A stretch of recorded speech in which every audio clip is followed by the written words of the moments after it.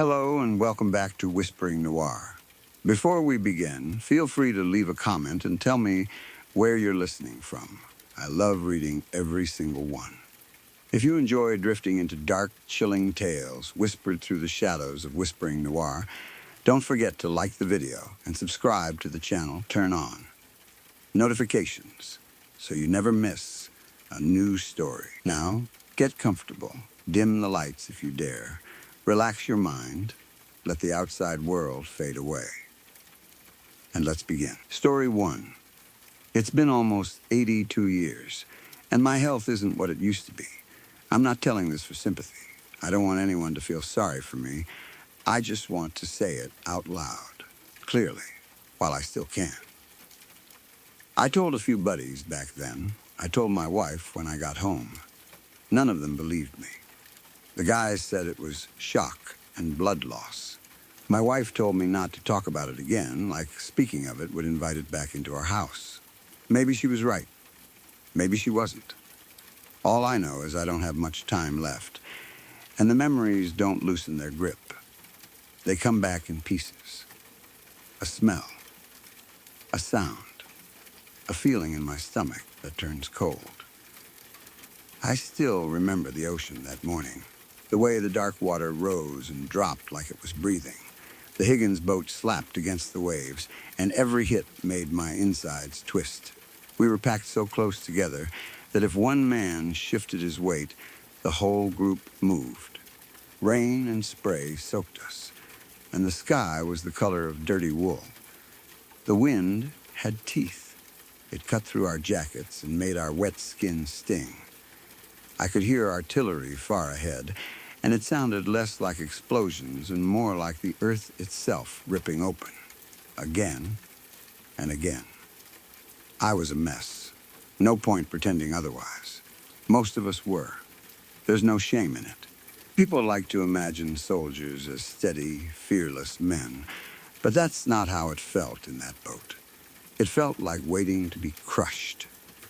Strange thoughts ran through my head, the kind you can't stop once they start. What would it feel like to be hit? To have metal tear through your body? To get burned so badly you couldn't even recognize yourself?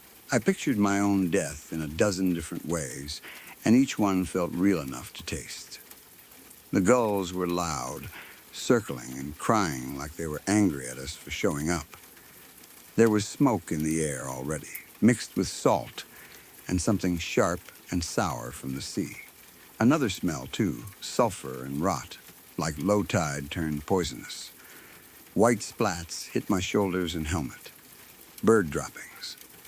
I wiped at it without thinking, like cleaning myself could change what was coming. The coxswain shouted over the noise.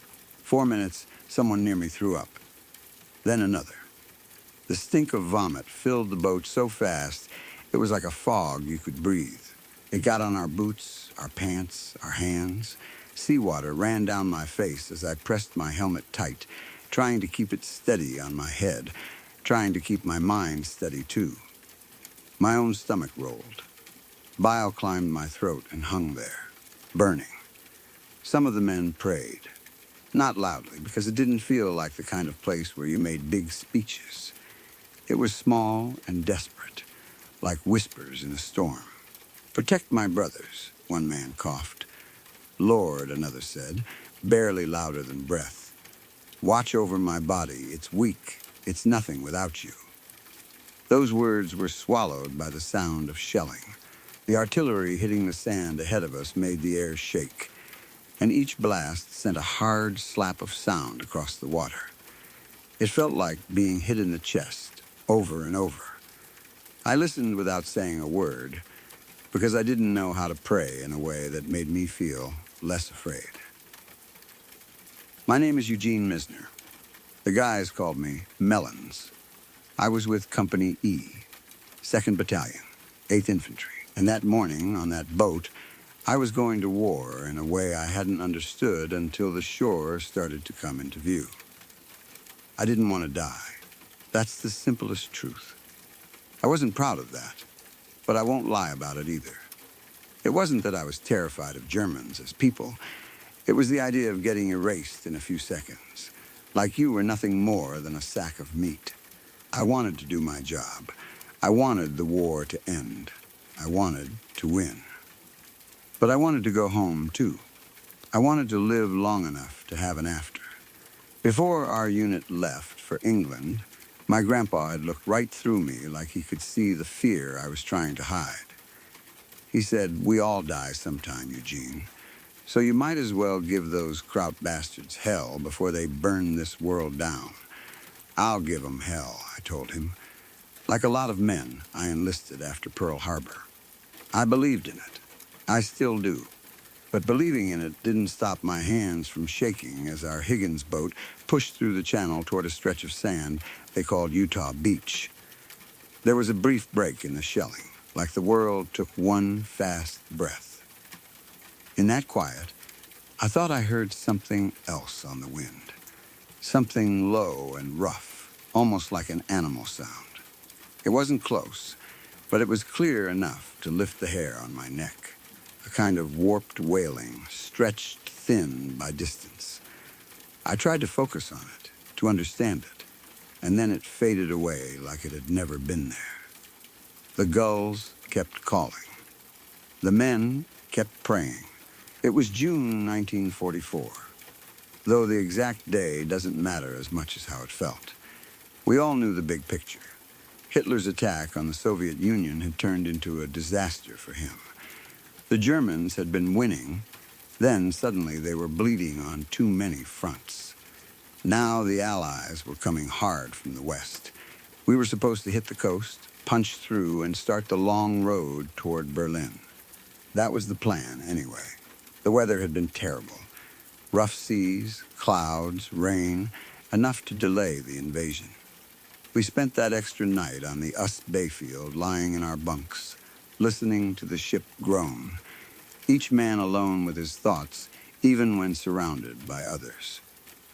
An officer told us to expect 30% casualties.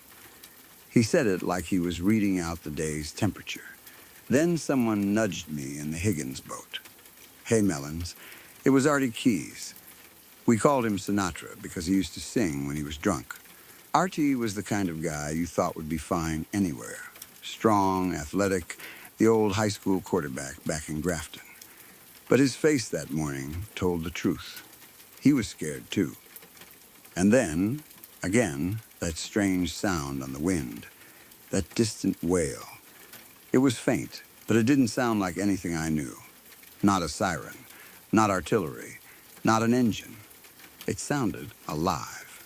The coxswain, a British soldier named George, was fighting the wheel and cursing at something ahead of us.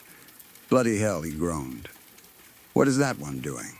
He's going the wrong way." He shouted back toward Captain Lees, our commander. "Only LCC 60s left, Captain." The currents, his words got smashed flat by another line of explosions. "We're 500 meters south of Uncle Red. We're too far south." Captain Lees was calm in a way that almost made me angry. "Follow the remaining craft," he said. "Follow it, George. Keep it easy. We don't care where it goes." Mist reached over the sides of the boat and soaked my face. The Higgins dipped and rose, tipping like it might throw us all into the sea. It was 36 feet long, 11 feet wide, a plain, ugly thing built for one purpose: to deliver us to death and hope we crawled out the other side. Artie leaned close. "What's happening out there, Mellons?" "I can't see a damn thing, and I gotta piss so bad I'm gonna burst." "Maybe they don't want us to see," I muttered. Artie stared at me like I'd lost my mind. "They don't want us to see?" I tried listening again for the wailing sound, but it was gone. From what we gathered, 3 of the landing control craft that were supposed to guide the waves of Higgins' boats had been blown up by mines. Only one was left. It was leading us off course, and nobody could do much about it. Men started tossing cigarette cartons overboard to lighten their load. I didn't smoke.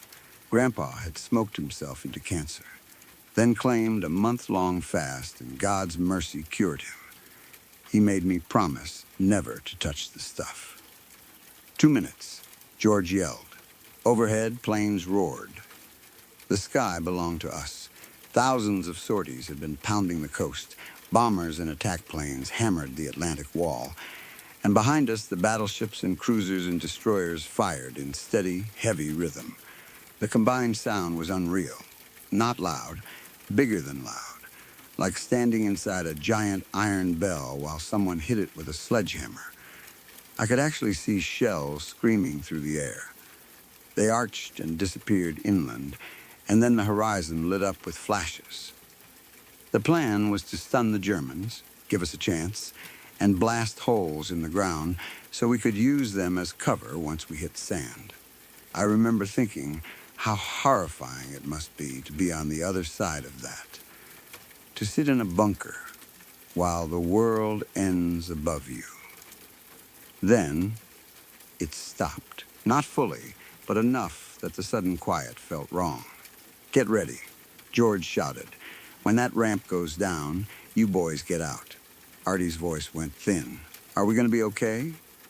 His eyes were bright with panic. We're headed straight into the grinder, he said, and then he grabbed himself, wincing. What kind of idiot feeds us coffee and spam right before a battle? What's new, I said, trying to sound normal. 60 seconds. And then the boat lurched like it hit a wall. Men crashed into each other.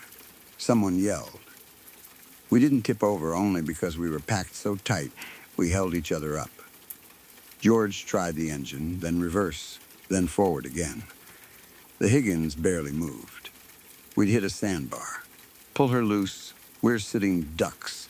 Captain Lees didn't waste time. Staley. Get the ramp down. An engineer worked the winch, but the mechanism jammed. The ramp wouldn't drop. Panic started to spread, the kind that makes men loud and stupid. I can't. The engineer croaked. It's stuck. Captain Lees made the call. Forget it. We're going over. Men at the edges locked their hands to create footholds. One by one, soldiers climbed and spilled over the sides into the water. I watched RT go, pushed up by 2 men. When it was my turn, those same men made jokes about my weight. My hands slipped on the wet rim. Captain Lees came up behind me and shoved hard, and I went headfirst into the sea. That moment still visits me. Cold water swallowed me. My lungs locked. My brain turned into a blinking, stuttering thing. I kicked down, expecting to find the bottom, and found nothing. Just empty water. The panic was instant and complete. I loosened my gear straps as bubbles poured out of my mouth. Grandpa's voice rang in my head. We all die sometime, Eugene. And for a second, it felt like he was right there beside me in the dark water, saying it almost gently. I pulled the cord on my flotation vest and rose, breaking the surface in a choking gasp. All around me, men splashed and swam, pushing toward shore. We made it. We crawled and staggered up onto the sand, and the strangest thing was this. It wasn't as chaotic as we expected. It wasn't calm, not exactly, but it wasn't the full slaughter we'd been warned about. The big guns offshore were quieter now, firing only in bursts inland. We ran across open sand toward the seawall, about 200 yards that felt like 2 miles. I expected machine gun fire to cut us down like wheat. Instead, bullets snapped around us, but not in the thick, certain way I'd imagined. We reached cover faster than I thought we would. We ducked behind a Czech hedgehog, those iron anti-tank obstacles that looked like twisted crosses. The beach was littered with them. They smelled like rust and salt and old death. Artie panted beside me, and then, like the idiot he was, he grinned. This ain't so bad. A radio operator shook his head, listening to his set. Those boys at Omaha are getting chewed up, he said quietly. Real bad. Captain Lees shouted for us to keep our heads down as planes came low overhead. We watched small arms fire flicker from behind the seawall. It didn't make sense. Why weren't the Germans using their big guns? Their 88s? We could feel something was off. We moved from obstacle to obstacle, closer to the seawall. Ahead, a German pillbox was built into the wall. Muzzle flashes bloomed from inside, but the shots were wild. Tracers hissed and hit wet sand without finding many bodies. They can't even aim, Artie whispered, almost laughing in disbelief. Maybe the shelling got them, I said, and then I pointed north. I'd been looking at landmarks, trying to match them to what we'd studied. I don't think we're where we're supposed to be, I told him. I think we're too far south. Artie squinted, then shrugged. If being lost means not getting killed, I'll take it. We reached the seawall and found groups of troops clustered there, waiting for orders. Behind us, more landing craft, unloaded combat engineers, Seabees, whose job was to blow apart obstacles. They moved fast, setting charges with the calm focus of men who'd done it before. Timed blasts went off along the sand, tearing iron and wood apart. Then Sherman tanks rolled in, heavy and comforting, climbing up the beach like big steel animals. That was when I heard the sound again, that distant wailing. It came and went, threading itself through the morning like a bad thought you couldn't stop. I turned to Artie. You hear that? He didn't answer. His face had changed, like he didn't want to admit anything else could make this day worse. Captain Lees gathered us. We're adjusting, he said, kneeling and pointing on a map. Tide pushed us south. We're about 1,000 meters off Uncle Red. We'll still hit the causeway and take Poopville. Someone asked if we should move north. No, Lees said. Defenses are weaker here. First we clear that bunker. He pointed at the pillbox.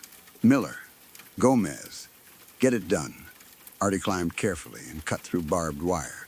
Miller and Gomez pulled grenades, ready to throw them inside, when shouting came from within the pillbox. It didn't sound German. Joe Langford, our translator, listened and frowned. It's Russian, he said. They're prisoners. They're saying they want to surrender. They're saying the Germans ran away. That caused a ripple of confusion. Russians in France?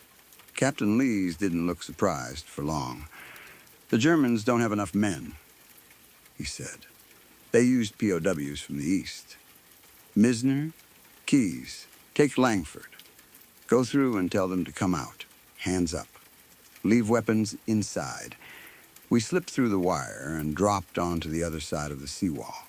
We took positions on the causeway, rifles aimed. Joe shouted in Russian. In the distance, I could see Poopville, rooftops damaged and smoking from the bombardment, a church steeple coughing out gray-black smoke that twisted up into the low sky. That's when I saw a jeep on the causeway, moving fast away from us toward town. 3 German soldiers inside. The driver was huge, shoulders like a bull, a red beard that looked wild and dirty. In the back was a long box wrapped in chains. Something about it made my skin tighten. The jeep turned suddenly off the road and disappeared into a field. Then Joe hissed, "They're coming." Russian prisoners started to file out of the pillbox, hands raised. Most were old men or boys. Some were crying. Some looked half dead already. Joe spoke with them, and his face tightened. "They're talking crazy," he told Captain Lees. "What do you mean?" "They keep saying the Germans took something," Joe said, struggling for words. "Something important, from their homeland. They brought it here. And now, she's awake. They're scared out of their minds." "Who's she?" Lees asked. Joe swallowed. "They say it's an animal, or something like one." Captain Lees stared at him for a long second. "They've been bombed and imprisoned and moved across the world," he said. "Let someone else deal with it. We secured the prisoners and moved on." The Seabees blew the seawall, and the Shermans climbed onto the causeway. Captain Kearney, the tank commander, popped up from the lead Sherman with a neat black mustache and a grin that didn't last long. He raised binoculars, scanning ahead, and warned us to stay sharp, even if town looked taken. Then came a sound I can still hear in my sleep, a dull, wet clunk. The binoculars burst into red spray. Captain Kearney's jaw tore open like it was made of paper. Bone and blood flew, and he slumped in the turret, his head almost coming off his neck. Sniper. Someone screamed. We hit the ground. Another round sparked off the tank hull. Men shouted and pointed. It's coming from the barn. Across a pasture near the causeway was a rundown hay barn, white-painted wood gone rotten, windows broken so you couldn't see inside. Gunfire tore into it. Bullets chewed the walls. Splinters and dust filled the air. One of the Shermans fired a shell, and the side of the barn exploded outward in smoke and flame. Captain Lees yelled, and suddenly I realized he was yelling at us. At me. You three, clear it. Me, Artie, and Joe Langford were the closest. We ran toward the burning barn in a straight line, rifles up, lungs burning, boots slipping in wet grass. It was pure adrenaline, the kind that makes you feel unstoppable right before it breaks you. Near the barn, something rustled low in the grass. A figure moved toward the doorway. German, I shouted. Joe fired, then Artie, then me. We emptied shots toward the shape, dirt jumping up, but the figure slipped into the darkness inside. We closed in, ready to enter and clear the barn. I remember Captain Lees shouting somewhere behind us, but his words were swallowed by gunfire and crackling flame. We stepped over the spot where we'd seen movement, and then I saw something pop up from the ground, like a metal lid flipped by an invisible hand. It rose fast, paused at Joe's waist, and for a strange, frozen instant, I could see it clearly. Spinning. Captain Lee's earlier words slammed into my mind. Step on a Betty, she'll cut you clean in two. The S-mine exploded. Joe was torn in half so violently it didn't look real. One moment he was there, the next his body was opened and emptied onto the field like a sack ripped apart. The shockwave hit me and Artie and threw us down. For a second, there was an awful quiet, like the world had to reset itself. And then pain arrived in full. My legs were shredded. I felt hot metal pieces buried in me. My clothes stuck to my skin. Warmth spread across my lower body, and I knew it was blood. A lot of it. I tried to lift my head, and my body fought me. Artie rolled beside me, eyes wide and lost. He was making a horrible sound. Red bubbled at his mouth. A long slice of shrapnel was stuck in his throat, and every breath made it move. Art, I tried to say. My mouth wouldn't work right. We're okay, I lied, because I didn't know what else to do. We weren't okay. Not even close. Then, the barn door opened and something stepped out that made my blood feel colder than the sea had. A huge German soldier in uniform, red beard, shoulders too wide to look human at first glance. The same giant I'd seen driving that Jeep. He moved fast, like he didn't feel fear at all. He fired a pistol into Joe's head, even though Joe was already dead, then grabbed me and Artie by the ankles. I screamed for help.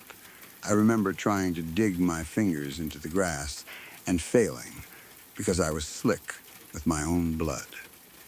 The giant dragged us into the barn as bullets struck the outside walls. Inside, everything was orange and shaking. Firelight jumped across hay bales and broken beams. Smoke rolled along the ceiling. The place was burning and would collapse soon. I knew that even through the shock. Artie slumped near the door, breathing wetly. Blood poured down his chest in pulses. He must have pulled at the shrapnel, because now the hole in his throat was open and draining him. I tried to crawl toward him, but my legs didn't work. The pain made bright spots flash in my vision. Voices spoke nearby, harsh German words. One voice was high and angry, rising and falling like the man was half laughing and half screaming. Another voice was older, steadier, snapping back in a way that sounded like an order. A third voice grunted from somewhere behind the hay. I tried to focus on Artie instead of them. I wanted to hold him, to tell him to stay with me. As I reached out, a boot kicked my hand hard enough that something inside it cracked. My fingers curled wrong. Pain shot up my arm. The German who kicked me had pale blonde hair combed to the side, though dirt and sweat made it look sickly.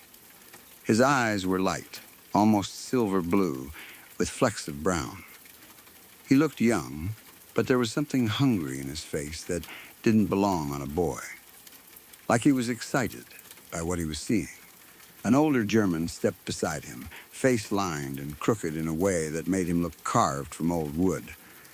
Then the red-bearded giant came into view again, looming behind them. They were arguing. I couldn't understand the words, but I understood the energy, panic, anger, and something else. Something like fear of a thing they couldn't control. That's when I noticed the box. It sat in a corner of the barn where the firelight couldn't quite reach.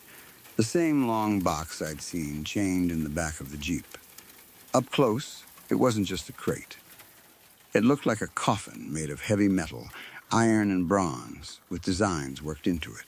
Thick chains wrapped around its middle like someone had been afraid it might open. And it was shaking, not from the shelling, not from the fire. It was shaking like something inside it was moving. Before I could even form the thought, the side of the barn flared white-hot with light. Another shell hit. The blast snapped Artie's head back so hard it ended him instantly. I hate saying that, but it's true. His body went still. The moment stretched, and in some bitter part of me I thought at least he doesn't have to suffer anymore. The Germans were thrown backward. They hit the far wall and dropped like dolls. The coffin tipped, chains clanking as it rolled. And again, through all the chaos, I heard that wailing sound. Only now it wasn't distant. It was right there, inside the barn, mixed with smoke. The blond German sat up screaming, holding his hand. Two of his fingers were gone. The older man grabbed his knee, groaning.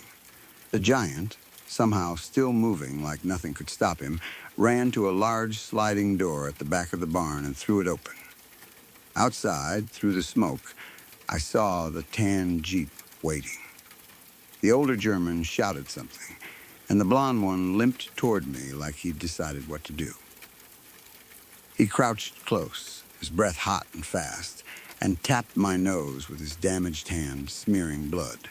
He pulled his pistol and shoved the barrel into my mouth. Steel scraped my lips and teeth. The barrel pushed down my tongue, gagging me. I couldn't breathe right. The blond German muttered to himself, eyes wide, and jabbed his bloody fingers toward his own eyes like he was telling me to look at something. To witness it, I bit down hard on the barrel, not because I thought it would stop him, but because I wanted to do something. Anything. Then something happened that broke the moment apart. The coffin burst. It didn't just open. It exploded outward like it had been under pressure, metal pieces flying, chains snapping loose. A thick dust and strange pale mist poured out, twisting through the smoke like it had a mind of its own. The Germans shouted in panic. And then I heard the most horrible sound I have ever heard in my life. A scream that wasn't human and wasn't animal either, like something ancient being dragged into the world, against its will. The pistol left my mouth as the blond German stumbled backward. All three of them raised their weapons toward the cloud. When the dust cleared enough, I saw her. A woman stood where the coffin had been. She was tall and slender, with dark hair spilling down over pale skin that looked almost like moonlight on snow. She wore a white dress that clung and moved as if the air itself was touching it. Her back was slightly hunched, and in her hands she held a long metal scythe. the kind my grandpa used in summer fields when I was a kid. Seeing that tool in that place made my mind wobble. She screamed again, and the sound seemed to push against the walls. It was the same wailing I'd heard out on the water, only now I understood it wasn't the wind carrying something far away. It was her. Somehow it had been her all along, reaching across distance. The Germans opened fire. The blond man's pistol snapped. The others unloaded submachine guns. Bullets tore through her body, ripping holes, spraying blood and bits of flesh. And then, right in front of my eyes, the wounds closed. Not slowly. Not like healing. They stitched themselves shut in seconds, as if the damage had never happened. The Germans stopped firing to reload. I saw terror finally take them. Real terror, the kind that empties a man out. The woman lifted the scythe with a smoothness that didn't match the chaos around her. She moved like she was in a quiet room, not a burning barn. With one clean, graceful swing, she cut through all three of them at once. Heads dropped. Bodies fell in a neat line, like someone had arranged them. My mind couldn't accept it. It tried to reject it, like it was a dream forced into waking life. I whispered, "Please, don't hurt me." She turned toward me. And the strangest thing is, I wasn't afraid of her. Not the way I should have been. I was bleeding out. I was broken. I was sure I was dying. I thought maybe she was death itself, and that was why the scythe looked so natural in her hands. If she was there for me, I was ready. I thought of my wife back home, and I begged silently that she would forgive me for leaving her too soon, that she would be proud somehow, that she would live. The woman stepped closer and lifted me like I weighed nothing. She held me against her, and I saw her face close up, perfect skin, eyes an impossible blue, looking straight through me as if my body was only a coat I wore. Her lips moved, but the words weren't German or English or anything I knew. They sounded like vibration more than speech, like something spoken in the bones of the world. A strong sensation filled my body, starting in my chest and spreading outward. Heat, but not the heat of fire. Something deeper. She held me and began to turn, slowly at first, then faster, as if we were dancing in the center of that burning barn. Bullets hit the walls. Wood cracked. The roof groaned. But in her arms, I felt, held, chosen. Like I wasn't just another piece of meat waiting to stop moving. "What's happening?" I tried to ask, though I don't know if the sound even came out right. She smiled at me, and it was not like any human smile. It was too calm, too knowing. In that expression, I felt something enormous, like looking up at a night sky so wide it makes you dizzy. The barn spun around us in orange and black streaks. Her arms did not shake. My blood still poured out of me, but the fear loosened. As the darkness came in, I understood one clear thought. She was letting me live. When I woke up, I was in a hospital. They told me later it took months, 6 months before I could walk again. They saved my legs somehow, though I've limped ever since. I never went back to the war. I wanted to. I truly did. I wanted to keep fighting, to make Artie's death mean something, to make Joe's death mean something, to do my part until it was finished. But the body doesn't always listen to what the heart wants.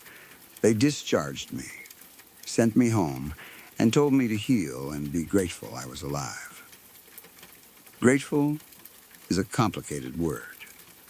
Every day since, I've missed those boys.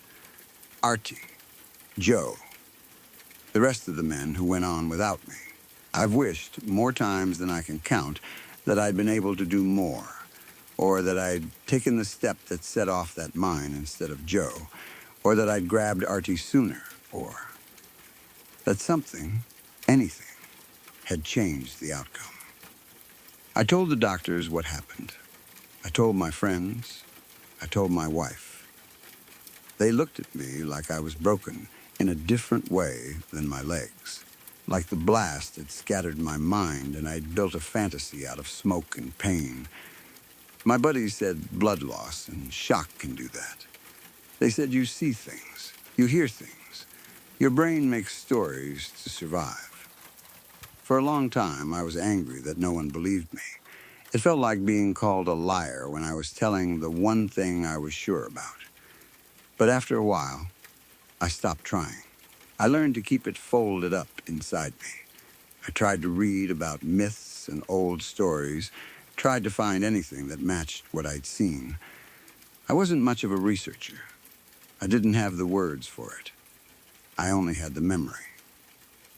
Then life kept going, because that's what life does. The war ended. We had kids. We grew older. I became a grandpa myself. Like mine, I tell the young ones not to smoke and to stand up for what's right, even when it costs you. Most days, the strange thing in the barn felt far away, like it belonged to someone else. But now, near the end, it comes back sharper. In the quiet hours of night, when the house is dark and my breathing sounds too loud in my own ears, I see it again. I see that chained coffin shaking in the corner of a burning barn. I hear the wailing that doesn't sound like anything made for human ears. I see her standing there, beautiful and terrible, holding a scythe like it was part of her arm. I don't know what she was. I don't know where she came from, or why those Germans had her locked up, or what those Russian prisoners meant when they said she was taken from their homeland and brought here. I only know she saved me. And even after all these years, I still tremble when I remember the way she looked at me, like she could see every fear I'd ever had, and every prayer I'd ever whispered and like. None of it surprised her. That's the truth. That's what happened to me, whether anyone believes it or not. Story 2. I frowned when I saw it. A dark, cloudy pool of water just sitting there in the bathroom sink, like it had decided it lived there now. I'd spent my day off the way I'd been dreaming about all week, sleeping through the entire morning, while my wife had already left for work. The apartment was quiet, the kind of quiet that makes every little sound feel louder than it should. A sticky note was stuck to the mirror above the sink. Sorry, babe, the sink somehow got clogged again. Will you please fix it? Love you. Next to the message, she'd drawn a chubby little cat with huge, watery eyes and a speech bubble that said, please. I actually laughed. Somehow got clogged, I muttered to myself. Sure. The somehow was lined up right next to the sink in plain view. Bottles and jars were spread across the counter like a tiny chemistry lab. Makeup, creams, moisturizers, and one thing that had combo moisturizing on it, which sounded like a made-up product someone invented just to sell a bigger bottle. My wife insisted she needed all of it to look presentable to the world. I never argued too hard, because it made her happy, and because I thought she looked great, with or without any of it. But the sink definitely didn't agree. Every time she washed her face or rinsed something off, a little mix of oils, creams, and whatever else slid into the drain. It would cling to the pipes, grab onto the long hairs that always ended up in there, and turn into a thick mess that blocked everything up. She never wanted to deal with it, so it became my job. I teased her about it all the time, called it her girl slime, and she'd roll her eyes like I was being dramatic. Still, I had to admit this time looked worse than usual. I grabbed an old rag and wrapped it around my hand like I was about to stick my arm into something dangerous, which in a way I was. Then I pushed my hand down into the cloudy water. The water was cold and thick. My fingers found the top of the drain plug, and I rubbed around it, trying to break up whatever was sealing the opening. I could feel it, a slippery layer that didn't feel like normal gunk. It felt almost smooth, like softened wax, but stringy at the same time. When I pulled my hand back out, I tried not to gag. The rag was smeared with a clump of green-black slime. It wasn't just dirty. It looked rotten, like old pond scum. The water started to drain, but painfully slowly, like the sink was swallowing it one tiny sip at a time. I went to the kitchen to rinse my hands and make coffee, figuring I'd come back when the water level was lower. I ran the faucet, scrubbed at my skin longer than I needed to, and told myself it wasn't a big deal.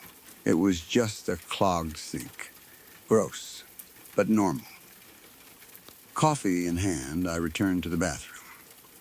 The water had dropped until there was only a thin layer left, just a couple centimeters deep. The drain was finally visible, and the sight made my stomach twist. The whole basin was coated with that same dark, greasy film, like someone had painted the sink with spoiled oil. It clung around the drain in a thick ring and spread outward in uneven patches. How did I not notice it got this bad? I said out loud, mostly to hear a human voice in the quiet apartment. Under the sink, I found the plastic drain snake, the cheap kind with little hooks on the end meant to catch hair. I'd used it plenty of times.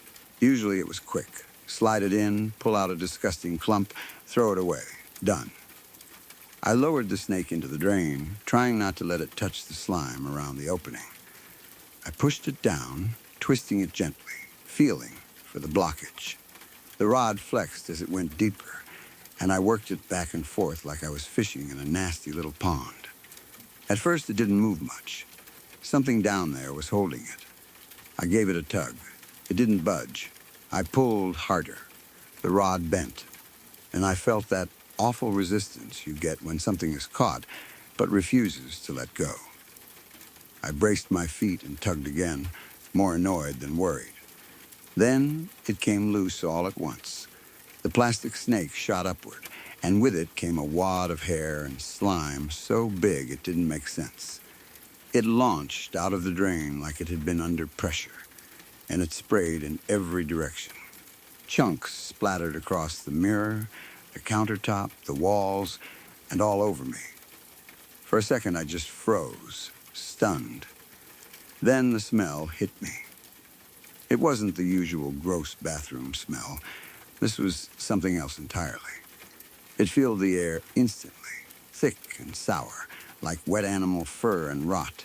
The closest thing I could compare it to was a wet dog that had rolled in something dead and then sat in the sun for a week. My stomach flipped. I gagged, then gagged again, coughing so hard my eyes watered. My coffee came dangerously close to coming back up. I stumbled backward, wiping at my face with my sleeve like that would help. And then the burning started. Wherever the slime had landed, my arms, my neck, the side of my face, my skin started to sting. At first it was mild, like irritation from a harsh soap.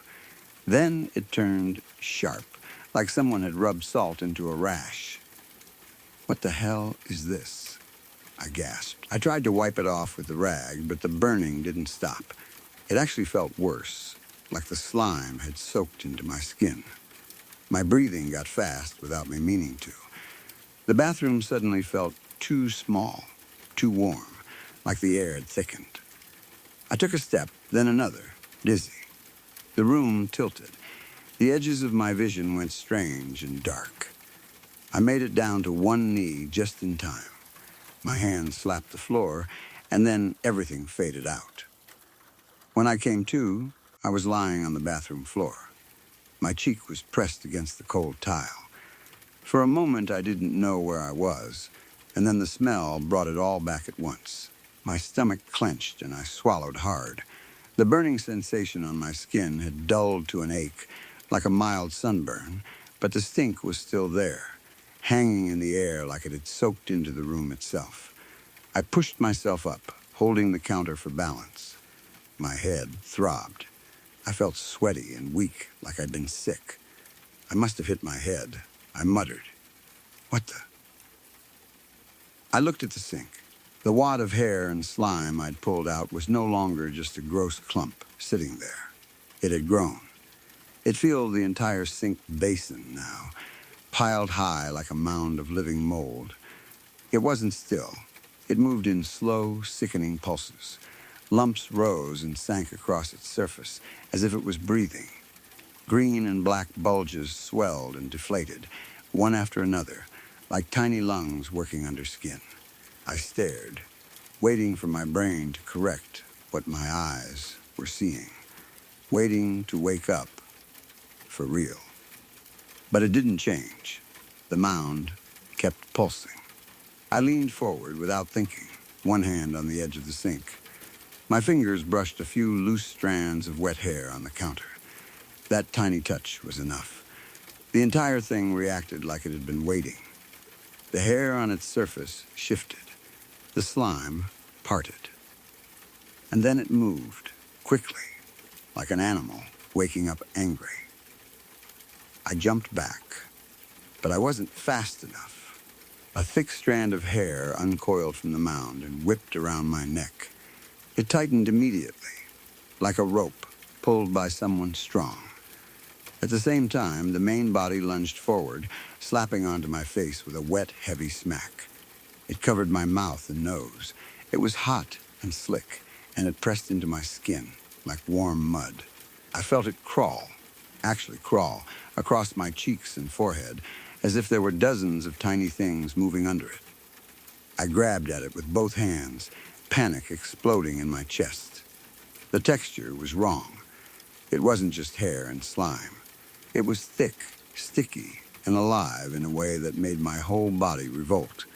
As I pulled, my fingers sank into it like it was soft flesh. All I could think was one thing: get it off. But it held tight. The hair around my neck tightened more, squeezing my throat. My eyes watered. My lungs screamed for air. I dug my fingers in harder, trying to peel it away from my face. The hairs started moving, not sliding, not floating, moving like worms. Hundreds of tiny hairs wriggled and lifted, twisting in different directions like a nest of snakes. They tapped and scraped at my eyelids. I shut my eyes, but they found the edges anyway, tickling and prodding, trying to work their way underneath. I could feel strands press against my lashes, then slip between them. My vision blurred when I tried to open my eyes. Something scraped my eyeball, and I cried out, choking on the sound. The hair around my neck was cutting off my air. Spots flickered in my vision. I used every bit of strength I had and yanked at the coil with one hand while holding the mass on my face with the other. My fingers slipped, slimy and shaking. I pulled again. The pressure loosened for half a second, just enough. I sucked in a desperate breath. That was my mistake. The moment my mouth opened, a thick, wet clump of hair shoved forward like it knew exactly where to go. It pushed between my lips, gagging me instantly. I tried to spit and cough, but it kept sliding in, scraping the back of my throat. I felt it hit my uvula, and I gagged so hard my whole body bent forward. It didn't stop. It slid down my throat, forcing itself deeper, and the slime coating it dripped onto my tongue. The taste was unbearable. Chemical rot mixed with something sour and old, like spoiled milk and metal. My eyes watered so badly I could barely see. I made a broken sound somewhere between a cough and a scream. My hands flailed along the counter, blind with panic, searching for anything I could use. My fingers hit bottles, knocked something over, bumped into a toothbrush holder, anything but what I needed. Then, my hand hit plastic, and I felt the shape. My electric razor. I grabbed it, nearly dropping it, because my hands were slick with slime. I fumbled the switch, and the razor buzzed to life, loud and angry in the small bathroom. With the other hand, I held the hair stretched out from my mouth, and with the razor I hacked at it like a man cutting himself free from a snare. The buzzing blade chewed through the thick strand, The moment it snapped, the mound in the sink shuddered, like it felt pain. For a second, I swear the whole thing trembled in silent panic. The severed piece still wriggled inside my mouth. I couldn't pull it out fast enough. It slid farther down, twitching as it went, and the only thing my body could do, against every instinct I had, was swallow. I swallowed it. My throat convulsed, and the thing disappeared into me. I stood there, shaking, coughing, tears pouring down my face. I could taste it still. I could feel the memory of it sliding down like a nightmare that wouldn't end. Then, the rage hit. I grabbed the main mass and ripped it away from my face. I threw it back into the sink so hard it slapped against the basin and spread out like a living spill. As it hit, thin little leg like strands pushed out from its body, and it tried to move, actually tried to crawl away. Not this time. I was already reaching under the sink cabinet. My hands found the bottle of drain, cleaner, heavy, harsh, the kind that warns you not to touch it with bare skin. I flipped the cap and poured. The chemical smell punched through the rot, sharp and burning. The liquid hit the mound and it reacted instantly. The surface bubbled and hissed. Dark lumps shrank as if they were being melted. The green-black bulges collapsed in on themselves, turning into a foamy, ruined mess. I didn't stop. I kept pouring until my arm ached. The thing writhed, shrinking, losing shape, until it was just a dissolving pile of hair and sludge. The alive movement faded into random twitching, then into nothing. I stood there breathing hard, watching it die in the sink, waiting for it to suddenly lunge again. It didn't. When most of it was gone, I put on rubber gloves. My hands were still shaking too much to trust bare skin, and scooped what was left into a dustpan.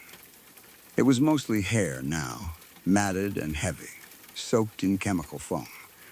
I carried it outside to the front porch like I was removing a dead animal. The air outside was cool and clean compared to the bathroom. I stood there for a moment just breathing like I'd been underwater and finally reached the surface. Then I grabbed a can of hairspray from inside, something my wife had left in the hall closet, and a lighter from the kitchen drawer. I set the clump down on the concrete. A slow, stupid grin crept over my face, the kind you get when you're running on adrenaline and shock, and you need something to feel normal again. I flicked the lighter. A small flame danced. I pressed the hairspray nozzle. The spray caught immediately, turning into a bright stream of fire. It roared louder than I expected, and the hair clump lit up like dry brush. The smell of burning hair hit me, awful in its own way, but it felt clean compared to what I'd smelled inside. As it burned, I could have sworn I heard a high, thin squeal, so quick I couldn't tell if it was real or just the sound of the flames and my nerves playing tricks on me. I stared until the fire died down, until all that was left was a black, crispy mess. Then I went back inside. The bathroom looked like a crime scene. Slime splatters dotted the mirror and walls. I cleaned in a haze, wiping every surface until my shoulders hurt. I scrubbed the sink until it was bright again, as if I could erase what had happened by making it look normal. Then I got into the shower and stood under hot water until my skin turned red and the water finally ran cool. Only then did I start to feel like I could breathe. Later, I collapsed onto the bed. The mattress felt unbelievably good, cool and soft against a body that felt like it had been through a fight. Every time I closed my eyes, I felt that hair moving in my mouth again, and my stomach turned. I thought about what was going to happen when that swallowed piece made its way through me, and I almost laughed at how ridiculous that thought was in the middle of everything else. Mostly, I just felt exhausted, like my body had used up every emergency system it had. I drifted off. A kiss on my cheek woke me that evening. My wife was home, smelling like her shampoo in the outside air, looking normal, which made the day feel even less real. She walked into the bathroom and called out, cheerful. "Wow, the sink's so clean now," she said. I didn't think it was going to be that bad. Hope it wasn't too much trouble. I forced a weak smile. My throat still felt sore when I swallowed, like my body remembered. It was. It was no problem, I said, even though my voice didn't sound like I believed it. For a while, we went on like normal. She changed, chatted about her day, and I tried to focus on anything except the bathroom. I told myself it was over. It was just a horrible freak moment. Maybe I fainted and my brain turned it into something else. Maybe the chemicals burned my skin and I panicked. Maybe. A little later, I was in the kitchen grabbing a snack when I heard her voice again, coming from the bathroom. The tone was casual, mildly annoyed in the way someone gets when they spot a missed crumb on a clean counter. "Oh, ew, honey," she called. "You missed a spot." I froze with the fridge door open. "What?" I said, but my voice came out thin. She leaned around the doorway so I could see her pointing up at the mirror. Even from the hall, I could make it out, a tiny fleck of green stuck in the corner like a dried speck of paint. "Right there," she said. "Could you get that?" My mouth went dry. Because I knew I'd cleaned the mirror. I'd wiped it until it squeaked. I'd stared at my own pale face in it afterward, trying to convince myself I was fine. There hadn't been anything in the corner. I set the snack down without taking my eyes off that little green fleck. It didn't move. It didn't pulse. It didn't do anything at all. And somehow, that felt worse. My wife was still standing there, waiting, totally normal, like she hadn't just pointed out a tiny piece of something that had tried to choke me to death a few hours earlier.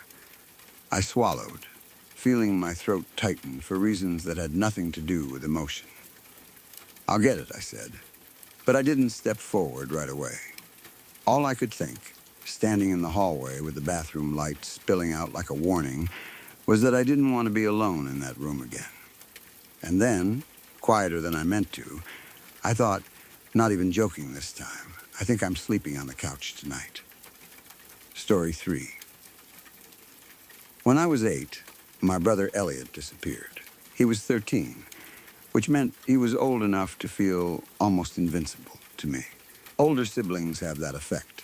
They seem like they understand how the world works. They know shortcuts. They know secrets. If they tell you everything will be fine, you believe them without even thinking about it. Elliot didn't come home one day. That's the simplest way to say it, but it still feels wrong.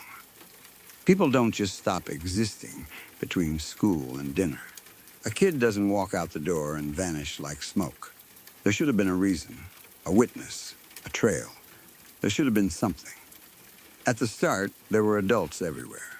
Police cars, neighbors with flashlights, people speaking in careful voices like our house had become a hospital. My parents moved through the rooms like sleepwalkers.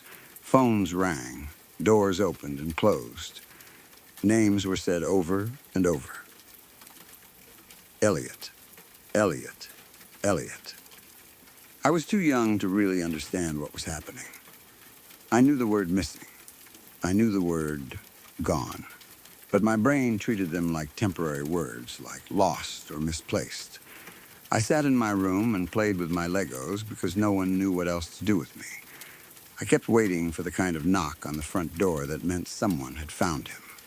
The kind that makes your whole body lift with relief before you even hear the words. That knock never came. They searched for days, then weeks. At first, it felt like the whole town was involved. Men in boots walked the woods behind our neighborhood. Women set up tables with coffee and sandwiches. Someone made flyers and taped them to every pole and window. I saw my brother's face more in that month than I had in the whole year before. It was on paper, on screens, on the local news. Then the search parties got smaller. People returned to their normal lives. New problems showed up.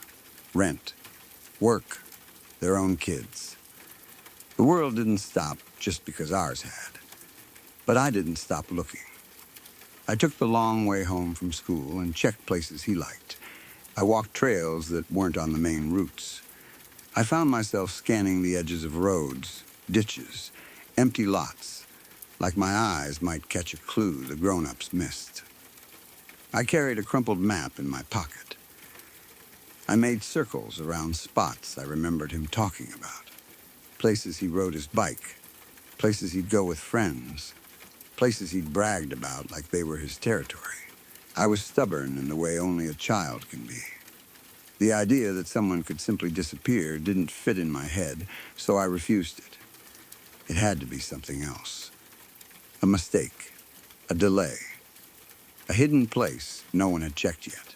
Eventually, there were no circles left to draw, no maybe here spots, no new ideas, and Elliot was still gone. The last thing he ever said to me was, "Later, Gator." For a long time, I hated those words, not because they were cruel, but because they were normal. They were the kind of thing you say when you assume you'll see someone again. He said it like the world was steady and predictable, like nothing could ever go truly wrong. I don't think you ever fully make peace with a question like that. A missing person is not like death. With death, there's a fact you can't argue with, even if you hate it. With missing, the truth stays loose. It slips out of your grip. It turns your mind into a machine that keeps running because it doesn't know how to shut down. I grew up chasing answers in other places. I got into puzzles and logic games, not because they were fun, but because unfinished problems made my skin crawl. A riddle without a solution felt like a threat. I joined debate club and worked hard enough to be one of the best, not because I loved arguing, but because I couldn't stand the idea of not knowing what to say. Not knowing felt like standing on thin ice. Adults told me, in their casual way, to move on, to accept it, to stop living in the past. But you can't move on from a hole in your life that never closes. You can forget the details of someone's face over time, sure. You can stop picturing their smile clearly. You can stop expecting them to walk through the door. But you don't forget what it did to you. You don't forget how it bent your life in a new direction. Even if I never heard the name Elliot again, I'd still remember what it felt like when the world suddenly turned and didn't explain why. When I was older, I started volunteering with search and rescue.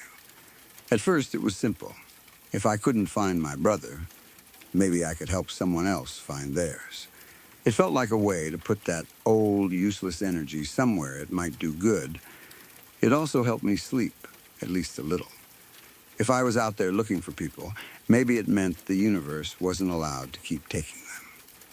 By my early 30s, I'd been on dozens of organized searches. Forests, rivers, parks, abandoned lots, bad weather, good weather.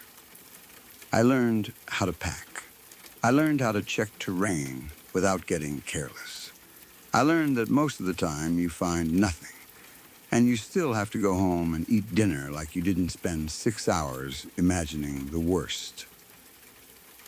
A couple of years ago, I signed up for a search that I still can't explain, even to myself.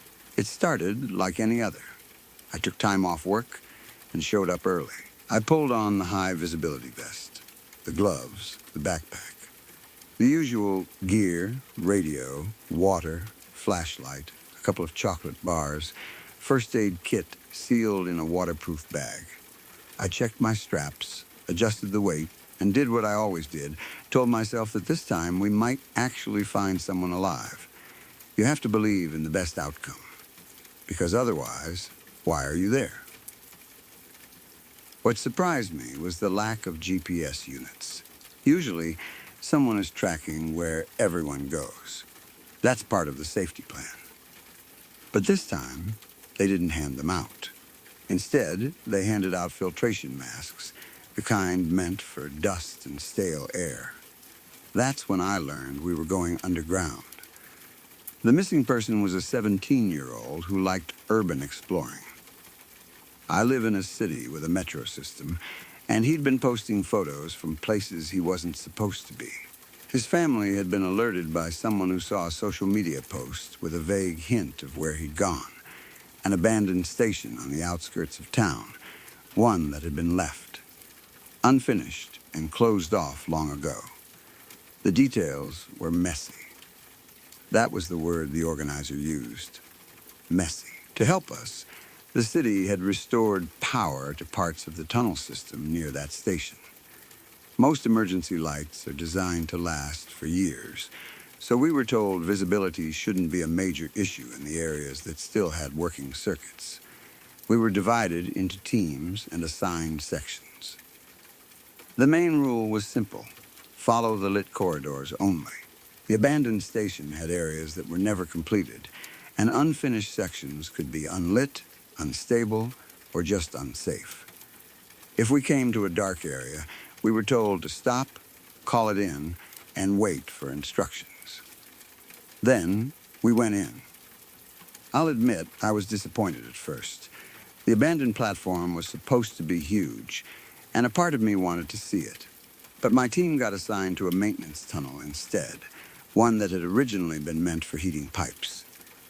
The pipes were never installed. Instead, the walls had marks where lines should have run, and there were holes in the ceiling where things had been started and then abandoned. The whole place gave off the feeling of a project that ended abruptly, like everyone had walked away mid-task. At one point, I found a toolbox sitting near a half-mounted door, as if someone set it down for a minute and never came back.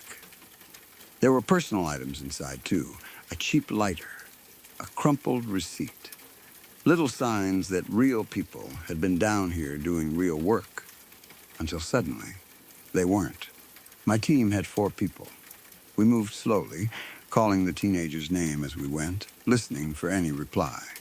We stayed in radio contact with the organizer. The tunnels were confusing. We'd pass entire rooms with almost nothing in them, just empty concrete spaces that didn't clearly look like anything. It made it hard to report our progress. How do you describe a place that doesn't have features? Was it meant to be a control room? Storage? Some kind of junction? The maps we had were incomplete, and half the time we couldn't tell what section we were even in. We reached a long corridor that split in 3 directions. We decided to spread out while still staying close enough to hear each other. I took one branch and walked to the far end, where I found a heavy door. It was almost black, thick, and looked like cast iron. It felt more serious than the other doors we'd seen, like it belonged in a bunker. I called out to my teammates, but no one answered. I tried again, still nothing. I clicked my radio and reported what I was looking at while I tested the handle. "I'm at a dark room at the end of the hallway," I said. "Section C, I think? Right side hall, second right, past the boilers." "Stay within radio contact and leave the door open," the organizer said. "Don't go so far you can't see the light." "Got it." I got the door open with effort and stepped inside. The room was smaller than the hallway, with a low ceiling that nearly brushed the top of my head. If I stood tall, I could feel the mask strap touch above me. The air felt dull, like it had been sitting still for years. I aimed my flashlight around, trying to understand what the space was for, but it didn't make sense. There was only one entrance. No vents, no cable holes, no signs of pipes or wiring. It felt sealed off, like it had been built and then forgotten. Then I noticed something else. There was a corridor going deeper. I raised the radio again. "There's a tunnel going further in," I said. "Is someone watching my back?" "Yeah," the organizer replied. "Someone's right outside. Go ahead." I took a few cautious steps. My flashlight beam disappeared into the tunnel and didn't reach the end. The darkness ahead felt too big for the space, like it was pulling at my balance. For a second I felt dizzy, the way you can feel at the edge of a cliff, even if you're on flat ground. An ugly thought came to me, sharp and unwanted. Maybe this was what it felt like to go missing. Standing in front of endless dark that doesn't give anything back. I thought of Elliot, and for a moment I could almost picture him in a place like this, staring into something he couldn't understand. I didn't like it. I decided not to push my luck. I turned to leave. The door swung shut behind me. At first, my brain didn't react. A door closing can happen. A draft. A bad hinge. But this was thick metal. It didn't move like that by accident. I grabbed the handle and pulled. Nothing. I twisted and yanked harder. It wouldn't budge. I'm stuck, I said into the radio. The door closed. I can't get it open. The organizer sighed like it was an inconvenience. It happens. Rusted hinges. Stay by the door. Someone will get you out. Keep your flashlight on. So I stood there. I knocked once. Then again. I waited for someone to knock back. No one did. Minutes stretched. My breathing sounded loud inside the mask. The concrete seemed to swallow every other sound. I tried to stay calm, reminding myself I was still in contact and help was coming.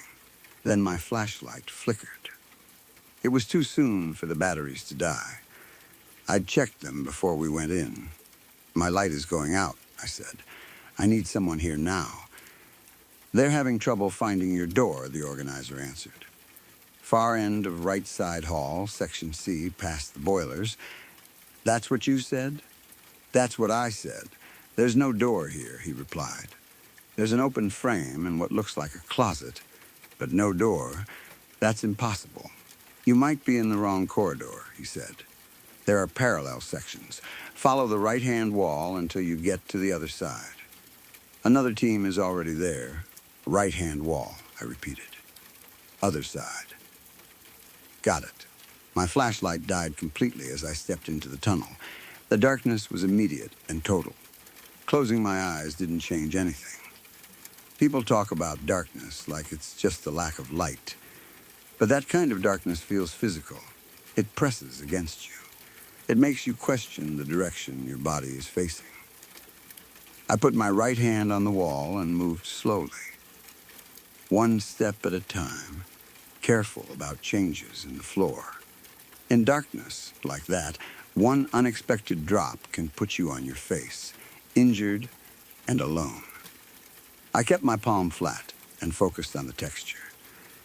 After a while, my mind started playing tricks. That's what happens when your senses don't get enough information. Your brain tries to fill in the gaps. The wall was smooth concrete, but my fingertips began to imagine something else. Wallpaper, almost. My childhood home had rough paper textured walls. In that tunnel, it became easy to pretend I was back there as a kid, sneaking down the hall at night, half asleep, touching the wall to keep steady. I pulled off my gloves so I could feel better, like that would give me control. I reached a fork and froze. I raised the radio. There's a split, I said. Do I stay right or go straight? A split? The organizer answered, suddenly sharper. There shouldn't be a split. Are you sure? Yes. Straight ahead or another right. There was a pause. Then the organizer mumbled something, like he was talking to someone else and forgot to release the button. Then he came back. Wait. Is the ceiling really low? Yes. Why didn't you say that sooner? He snapped. That changes things. I heard voices in the background. More talking. Then the organizer returned. Quieter now. This is going to get complicated.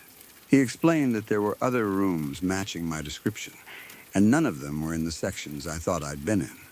Somehow, I'd drifted far off the route. They tried to guide me by landmarks, junctions, grates, certain unfinished areas, but the problem was that so much of the station had been abandoned mid-construction that the landmarks weren't reliable. A corridor that was supposed to end at a junction ended at an incomplete room instead. A path that should have led to an access point led to a blocked ladder. It was like the map was describing a place that didn't fully exist. I kept moving deeper because they told me to. I found ladders that led to nothing, access points that had been paved over long ago. I climbed anyway, just in case. The mask began to feel like a lid on my face. My chest tightened with claustrophobia, a heavy pressure that made breathing feel like work. I had to keep my mind calm because panic down there would be the real danger. Eventually, I came to a dead end with a round hole in the wall, just big enough for a person. That's good, the organizer said, sounding almost relieved. That means there's space for heating. If I'm right, you're in one of two hallways. You need to go inside. No, I said immediately. No way, it dips down about 5 feet, he said. Then it either goes up or straight. If it goes up, you're out. If it goes forward, you go ahead, then left, then forward again. Either way, you have to push through. I traced the edge of the hole with my fingers. It was too small to crawl normally. I'd have to slide in on my stomach and pull myself along. My backpack would snag. The mask would scrape. Everything about it screamed that it was a bad idea. I stopped to drink water, splashed a little on my face, and tried to steady myself. I told myself 5 feet wasn't far. I told myself the organizer had people waiting on the other side. I told myself I was being dramatic. Then I put one knee in and started crawling. It was tight immediately. The concrete was smooth enough that my fingers couldn't grip. My gear scraped along the edges. I kept my breathing shallow because every deep breath made the walls press against my chest and shoulders. My heart beat so loudly it felt like it was shaking the tunnel. The passage tilted downward, just enough that going back would be nearly impossible. I paused, panic rising. "You're sure it's only a couple feet?" I asked, voice thin. "There are only 2 rooms with that kind of vent," he said. "You'll be out shortly." Sweat ran into my eyes. My mouth went dry. I slid forward, deeper, and the tunnel leveled out. I felt around for an upward exit. Nothing. That meant it wasn't the easy one. I had to keep going. My palms were covered in dust, and I couldn't pull myself forward well. I rolled onto my back and used my shoes for traction, pushing myself along with my heels. My breath warmed the tunnel, and the air felt heavier with every inch. Then the tunnel opened suddenly, and I fell out of it head first. I hit hard, flipping awkwardly and landing on my left side.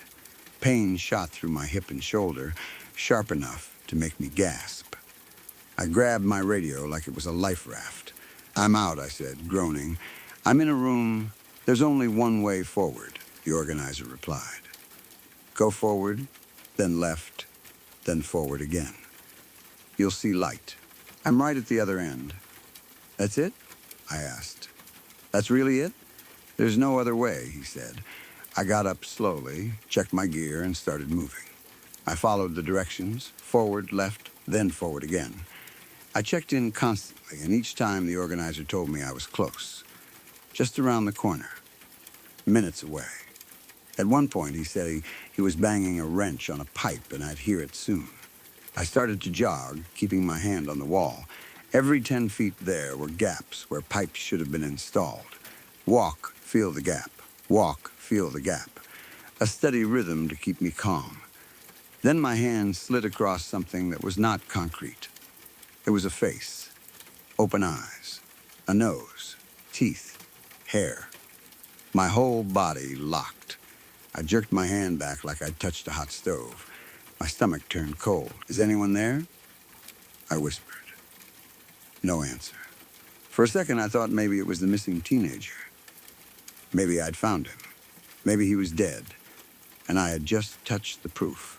The thought made me feel sick, but it also felt like a horrible kind of relief. At least it would be an answer. I stepped back and reached out again, slowly bracing myself for skin. My fingers met concrete. I searched the wall carefully, moving my hand across the same area, inch by inch. There was nothing. No body, no hair, no face, just the same smooth wall. But I did feel something under my shoe. A small metallic shape stuck to the tread. I crouched and picked it up. A key. It was small, old-looking, with an etched design. A sunflower, I think. Maybe colored once, like it used to have blue paint in the grooves. I don't know why, but I put it in my pocket with the first aid kit, like it mattered. Then I kept going, trying not to let my mind spiral. At the end of the hallway, I reached for the door the organizer promised. I couldn't hear anything now. No wrench, no voices, nothing but my own breathing. "I'm at the end," I said into the radio. "This is it. There's a door," he answered. "Open it. Someone will meet you." I felt along the wall for a handle. Nothing. I checked again. No handle. No frame. No gap. Just a dead end. "There's nothing here," I said, voice rising. "There's nothing here. It should be on your left," the organizer insisted. "There's nothing on my left," I said. "Nothing on my right." "It's a dead end." I slammed the radio against my head in frustration, hard enough to sting. Click. Not a break. Not a crack. A click, like something snapping back into place. I turned the radio over, fingers working the back. The battery cover had been slightly loose, and the hit had seated it properly. I opened it to check. There were no batteries inside. None. I stared at the empty compartment like it was a joke I didn't understand. I shook the radio. I checked the floor. I checked again. If batteries had fallen out, I would have heard them. And if there had been no batteries in the first place, how had the organizer been talking to me? "Hello?" I said into the radio, pressing the button. Only plastic clicking back at me. I slid down the wall and sat in the dark, trying to force my thoughts into a straight line. Nothing about it made sense. I swept my hands over the floor, searching for the batteries anyway, because what else could I do? Nothing. I couldn't just sit there forever. I told myself this was another problem to solve, another puzzle. There is always an answer. Even if you don't like it, it exists. I had built a mental map while I wandered. I decided to backtrack to the hole in the wall, the crawl space that had brought me here. It would be hard going uphill, but possible. I found the hole and climbed back in. I crawled forward, expecting the upward tilt. The tunnel dipped downward. I froze so hard my muscles cramped. That was impossible. I had slid down to get here. It couldn't go down again, unless there were two tunnels. Unless I had turned around without realizing it. Unless I backed out, heart pounding, and searched the wall for another opening. There was only one hole. I checked with shaking hands, feeling every inch of the concrete. Nothing. I wandered slowly, touching walls and corners, trying to rebuild the map. But in darkness, your mind betrays you. Your memory becomes slippery. Corridors feel longer or shorter, depending on your fear. Rooms feel familiar until you realize they aren't. Even in a normal house, a blackout can make you question where you are. Down there, it was worse. Down there, direction felt like a rumor. I must have wandered for hours. I found branching corridors, empty rooms, dead ends. No doors, no lights. Only that same hole in the wall, always leading down. I refused to crawl into it again. At some point, exhaustion forced me to stop. I picked one of the smaller rooms and rolled my high-vis vest into a pillow. I ate a chocolate bar slowly, not because I was hungry, but because it gave my hands something to do. I rationed water. I listened to my breathing inside the mask and tried not to imagine it running out. That night, if it was night, it's hard to tell underground, I thought about Elliot more clearly than I had in years. Not just the fact that he was missing, but him as a person. His voice, the way he moved, the way he looked when he was trying to act cool in front of his friends. I thought about what he might have felt in his last hours. Fear, anger, confusion, maybe nothing at all if it happened fast. I pictured him facing a darkness like mine, and the thought made my throat tighten. We were similar in a lot of ways. If I was terrified, he probably would have been too. That idea hit me like a punch, because I'd spent so much of my life trying not to imagine him suffering. At some point, I must have slept, or maybe my brain just shut off in little pieces. In that kind of darkness, you stop knowing if your eyes are open. You don't know if you're dreaming or thinking. The line between the two gets thin. When I got moving again, I decided I would check the downward tunnel. I told myself I had to. The place wasn't giving me any other options. I drank the last of my water and tried to follow my mental map back to that hole. Only the map didn't match anymore. The layout had changed. There were more rooms now, shorter corridors. If I took 2 left turns, I found stairs that hadn't been there before. I found a larger room with a rounded floor like it was designed to drain liquid. I walked the same corridor twice, and it seemed like a different length each time. I counted steps. The count stayed the same, but the time it took changed, like the air itself was thickening and thinning. It made me feel insane, like the station wasn't just unfinished, it was unstable in a way that had nothing to do with construction, like the space was only pretending to be real. I looped through the same areas again and again until frustration made me stop.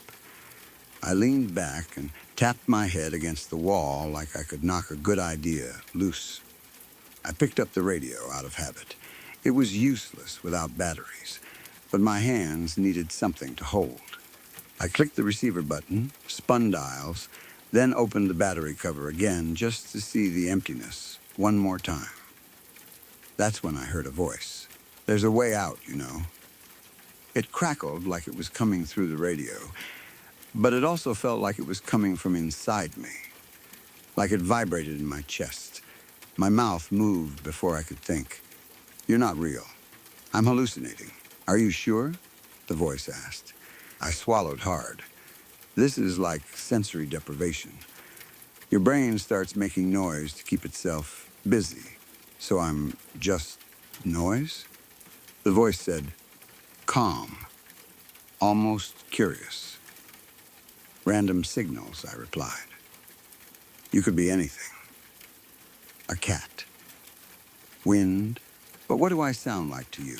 It asked. Who am I? The voice sounded like a man. Not old, not young, somewhere in the middle. And there was an accent that felt uncomfortably familiar, like it came from the same place I did, the same kind of vowels. Where's that accent from? I asked and hated myself for asking.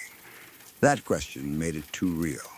Wherever you want it to be from, the voice answered. My skin prickled. Why are you talking like that? Maybe I'm not random, it said. I shut my eyes and shook my head. Don't, I whispered. Don't say things like that. I moved again, wandering, trying to ignore it. But the tunnels kept shifting. Stairs had different numbers of steps. A corridor that turned left now turned right. The ceiling lowered, then lifted. I found something that felt like a door handle and doubled back, only to realize it was a broken clasp where a pipe should have been. I talked out loud without meaning to. It kept my thoughts from curdling into panic. The voice answered sometimes, mostly correcting me when I made wrong assumptions. It didn't sound like it was trying to scare me. It sounded almost tired, like someone forced to babysit a disaster. When I found myself back in the same room for what felt like the 20th time, I snapped. Do you want a suggestion? The voice asked. You're not real, I said through my teeth. Then what's the harm? It doesn't make sense. I shouted. I'm talking to a wall. Anything I get from this is accidental. You have any better ideas? I threw the radio across the room. It smashed against the far wall and skittered down the rounded floor, pieces clacking and sliding until they collected near a small grate in the center. Some bits fell through. I pressed my hands over my ears, trying to block out my own thoughts. Are you done? The voice asked. It wasn't coming from the radio anymore. It was inside the room itself, inside me, like my bones had become an antenna. I stood there, shaking, and didn't answer. Then let's get going, the voice said. I was out of options. Exhaustion had turned my movements clumsy. I stopped touching walls. If I walked into something, fine. If I fell, fine. At least it would be a change. The voice started giving directions. Left instead of straight. Stick to the right. 3 steps back, sharp left. I followed them because there was nothing else to do, and because a part of me sensed that the voice knew the rules of this place better than I did. Slowly, things started to change again. The air got thicker. There was a smell, warm, sour, wrong. The concrete under my fingers felt different, more porous, like it wasn't sealed properly. I hated it, but at least it was new territory, not another loop. Then I started hearing sounds. Machinery overhead, bursts of pressured air, water moving somewhere nearby. Why did you lead me down here? I asked. You tricked me. You were already tricked, the voice said. I've been trying to get you out, but it shifts things around. You told me there were people watching my back, I said. You told me it was safe. I was trying to keep you calm while I figured it out, the voice replied. Figured what out? I demanded. There was a pause. Then, it wants you to go a certain way. I felt a cold ripple move through me. What wants me? You ever wonder why you're always drawn to places you're not supposed to go? The voice asked. You think it's just curiosity. But some places they pull. They want to be found. And you're very close to finding it. Trust me, you don't want that. Why not? I asked, and my voice sounded distant, even to me, like it belonged to someone else. Because I know what happens when you go too far, it said. When you reach a point you can't come back from. Things like this want deep, dark places. They want people who won't stop looking. I hit the side of my head with my palm like I could knock the words loose. I came to another fork. Left or right? I went right. No, the voice said immediately, urgent now. Go the other way. You're too close. Turn away, I didn't listen. I was so tired of turning away from things, tired of backing up, tired of endless dead ends. If there was something ahead, even something terrible, I wanted it to be done. As I moved forward, I heard something else. Voices. Real voices. Chatter and footsteps. The normal sound of people in a room together. Relief hit me so hard my knees almost buckled. I rushed toward it. Please turn around, the voice begged. Turn around right now. I rounded a corner and saw a door. A real door, with a thin line of light under it. The light was faint, but beautiful, like sunrise through blinds. On the other side, people were moving around. Someone called out, asking if anyone was there. My hand flew to the handle. The key, the voice said, almost pleading. I left you a key. I paused. The key. In my pocket. I had forgotten it completely. There is a way out, the voice said. But this isn't it. I promise you, this isn't it. Please don't do this. Why not? I whispered. They're right there. It's not real, the voice said. I made the same mistake. Don't go in. I kept my hand on the handle but didn't turn it. The voices on the other side encouraged me, like they were trying to coax a scared animal. They laughed softly, like they were relieved to have found me. They told me to open up. They said my name. I stepped back and forced myself to test it. Open it from your side, I called out. It stuck. No one pulled. No one tested the handle. They gave excuses. Someone said their hands were full. Someone said it didn't open from their side. Someone pretended they didn't hear me. The key in my pocket suddenly felt heavy, like it had weight beyond metal. I ran my thumb across the etched sunflower, tracing the grooves. That key felt real in a way the voices didn't. I stepped back again. The light under the door vanished. The voices stopped. The hallway went silent like the world had been muted. "What do I do?" I whispered.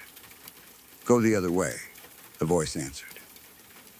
"And don't stop for anything." I turned and ran. Behind me, the door creaked. Something moved. I heard wet skin slapping against concrete, fast and clumsy at the same time, like something running on limbs that didn't fit right. I sprinted down the corridor, took a sharp right, then another turn. The air got warmer and thicker. The wall under my hand changed. The concrete turned soft, gritty like beach sand, then finer, then wet and slick. It felt like dragging my palm through slime. It felt like touching raw meat. "It wants you to stop," the voice said. "It wants you to look back. Keep going." The hallway seemed to breathe. It narrowed, then widened. The floor tilted like it was trying to roll me into the center. For a moment, it felt like the tunnel was swallowing me, pushing me upward, then dropping me sideways. I climbed ridges like a ladder, then slipped and fell hard, catching myself with shaking arms. And all the while, something was coming behind me, gaining ground, done with pretending. I stumbled into what felt like a dead end. The wall was covered in that slick substance, but when I pressed on it, it gave slightly, like a soap-covered balloon ready to pop. I pulled the scissors from my first aid kit, hands trembling, and cut into it. The material split with a wet resistance, and I shoved my hand through, then tore. The whole hallway convulsed. Heat surged. The air pressure shifted so fast my ears rang and my balance wobbled. Something screamed, not with sound, but with movement, like the entire place flinched. Beyond the torn opening was another short corridor ending in a door. That door was chained. "This is it," the voice said. "Get the key. Get the key and go." Something slammed and slid behind me, closer now, fast in a way that didn't make sense for something that sounded so heavy. I yanked the key from my pocket and fumbled for the lock. My hand shook so badly I almost dropped it. I found the keyhole, jammed it in, twisted. Click. The chain fell with a metal rattle that sounded impossibly loud in the tight space. I threw the door open and dove through. For a split second, as I pulled it closed behind me, I saw what was chasing me. It stood in the dark like a shape that shouldn't have a shape. Milk-white skin. Eyes that looked ruined, small and wrong. A mouth that reminded me of something without bones. A wide, hungry opening like an animal built only to feed. It stared at me with a stillness that felt like it was learning me. I slammed the door shut and stumbled backward. There was light here. Real light. Dim, but steady. My eyes burned with it. I sucked in air like I'd been drowning. The voice returned, faint now, breaking up like a bad signal. "Just keep going," it said, words tearing apart. "Not far, got it from here." "What about you?" I asked, and my throat tightened. "Are you still in there?" A pause. Then went the wrong way. I stood there, heart pounding, and looked back into the dim corridor. "Is that you?" I asked. "I mean, really you?" Another pause, longer this time, like the voice was considering the question honestly, maybe for the first time. Then it sighed. "Is what it is," it said softly. Later, Gator, my stomach dropped. I followed the sound of machinery and moving air until the passage opened up onto a platform. Real tiles, real signage, real city noise in the distance. Early commuters stared as I stumbled out of a maintenance tunnel, looking like I'd crawled out of a grave. A janitor approached me carefully, asking if I was okay. I tried to speak and couldn't make my mouth work right. When law enforcement arrived, I was delirious. It took them hours to confirm who I was. I couldn't explain where I'd been or how. All I could do was shake and repeat pieces of sentences that didn't fit together. They told me I'd been underground for almost 3 full days. They had found the missing teenager at some point, alive, shaken, but alive. The search shifted to me once they realized I was gone. They tried to map where I could have wandered, tried to match my description to known sections of the abandoned station. No one found the black door I described. No one found the corridor where it should have been. When they took me back down later with officials and engineers, nothing matched. The station was just a station, unfinished in places, confusing, but not impossible. They couldn't explain what happened to my clothes either. They were coated in a thin layer of chemicals, hydrochloric acid and potassium chloride, close to what you'd find in stomach acid, but diluted like I'd been walking through. Something alive and digestive. There were interviews, forms, psych evaluations, a small local article about the fear of being lost underground and how darkness can affect the mind. People wanted a clean story. Man gets lost, man panics, man hallucinates, man survives. After about a week, everyone got bored, and I went back to work. I still volunteer for search and rescue sometimes. I'm more cautious now, but you can't rewrite yourself overnight. I still feel that pull toward the unknown, that need to solve what doesn't make sense. But the questions have changed. I don't chase answers the way I used to. I've learned that some answers don't heal anything. Some just open doors you can't close. I can't tell you exactly what I experienced during those 3 days. I can't prove what I heard, or what guided me, or what hunted me. I only know how it felt. I know I wasn't alone. And on the nights when my brain tries to convince me it was all stress and darkness and fear, just my mind eating itself for entertainment, I open the top drawer of my nightstand. Inside is a small key. On its head is an etched sunflower. Someone left it for me in the dark. Story 4. It was the summer of 1997 when I ended up in Evansville, Colorado. I didn't plan to stay. Evansville was supposed to be a cheap stop along the way, somewhere I could catch my breath, make a little money, and keep driving west. California was the goal. I had a couple of friends in San Francisco. Friends might be too generous a word, really, but they told me I could crash with them until I got on my feet. The problem was, I didn't have anywhere near the kind of money you need to survive in San Francisco, even if you're splitting rent with 3 other people. By the time I rolled into Colorado, I'd burned through what little I had on motels, fast food, gas, and that slow, stupid kind of spending you do when you're telling yourself, you're starting over. I was down to almost nothing. My only real asset was a small, beat-up Camry my dad had left me, and even that car sounded like it hated me every time it had to climb a mountain road. That's how I ended up wandering into the Evansville Visitor Center, killing time and trying to think of a plan. I was staring at brochures and maps I couldn't afford to use when I noticed a flyer pinned to a board, looking for a plumber's assistant. No experience needed. Competitive pay. Usually competitive pay means they pay you just enough to show up and not enough to ever leave. But I didn't have the luxury of being picky, so I wrote down the number and walked outside to a payphone. It was late enough that I figured I'd get an answering machine. Instead, the line clicked, and a man answered right away. "Hello?" he said. His voice was rough, the kind of voice that comes from decades of smoking and shouting over loud tools. "Hi," I said. "I'm calling about the job." There was a pause. Not a normal pause, either. It was the kind where you start to wonder if the other person put the phone down and walked away. "What's your name?" he finally asked. "Forrest." Another pause. I could hear him breathing, slow and steady, like he was thinking hard about something. "You local?" "No. I actually got into town earlier today."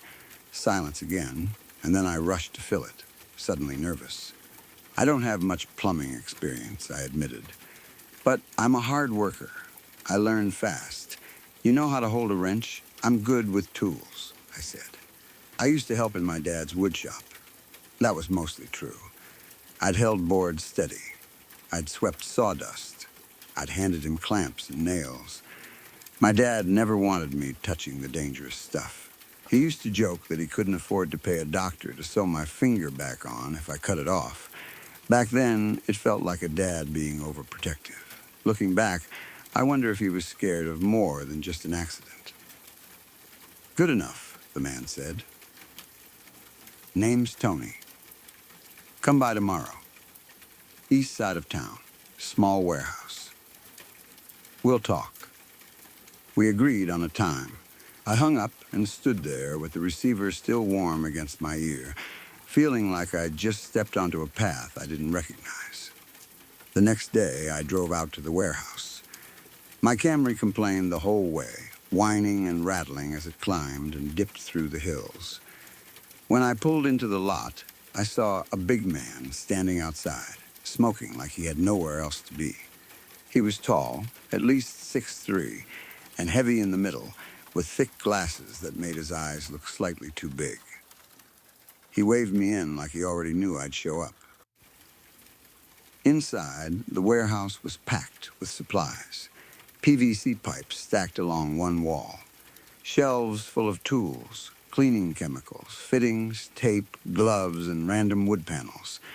It looked less like a plumbing business and more like a place where someone prepared for the end of the world. Got everything you need, I guess, I said, trying to sound casual. Yep, Tony said. Just me most days. And ordering supplies takes time. So I keep what I might need. He led me to a small office in the back. The lighting was dim, like the bulbs were old and tired. There was a desk with white paint stains on it and a chair that squeaked when I sat down. You said your name is Forrest? He asked. Yes, sir. Forrest Aldez. Where are you from? North Carolina, a small town called Louisville. He nodded slowly. Long way from home. Yeah, I said. It was time for a change. Tony leaned back, studying me, and for a moment I felt like he could see through my clothes and into the parts of my life I didn't talk about. Then he said something that made my stomach tighten. To be honest, I just need someone I can trust. That's me, I said, and I forced a smile, because that's what you do when a man offering you money says something like that. You nod. You agree. You don't ask why. He held my eyes a little longer, then asked, family? I hesitated. Some cousins back home I don't really talk to. I never knew my mom. And your dad? I shifted in the chair. He passed away a few months ago. Sorry to hear that, Tony said. Nah, I said, surprising myself with how flat it came out. He was sick a long time. I think it was for the best. Tony smiled faintly, like he understood something I hadn't fully said. His gaze drifted to a picture frame on his desk. I watched him turn it toward himself as if he needed to check it was still real. Then he turned it slightly so I could see. It was Tony, a thin woman, and a little boy with shaggy blonde hair. They stood arm in arm in a clearing surrounded by pine trees, smiling like life was simple. Beautiful family, I said. Tony's smile widened just a little. Yes, thank you. Family's important. The most important thing there is... You're right, I said. And I meant it in the moment because losing my dad had made the word family feel like a bruise you kept pressing. Tony looked at the photo a few seconds longer than a man normally would, then turned back like he'd suddenly remembered I was sitting there. Well, Forrest, he said, I think you'll be a great addition to the team. And by team, I mean me. He laughed. I laughed too, because that's what you do when someone bigger than you laughs. He told me the pay before I even asked. It wasn't great, but it was more than I expected, and more than I had. You start tomorrow, he said, and shook my hand like it was a deal between men. The work was steady.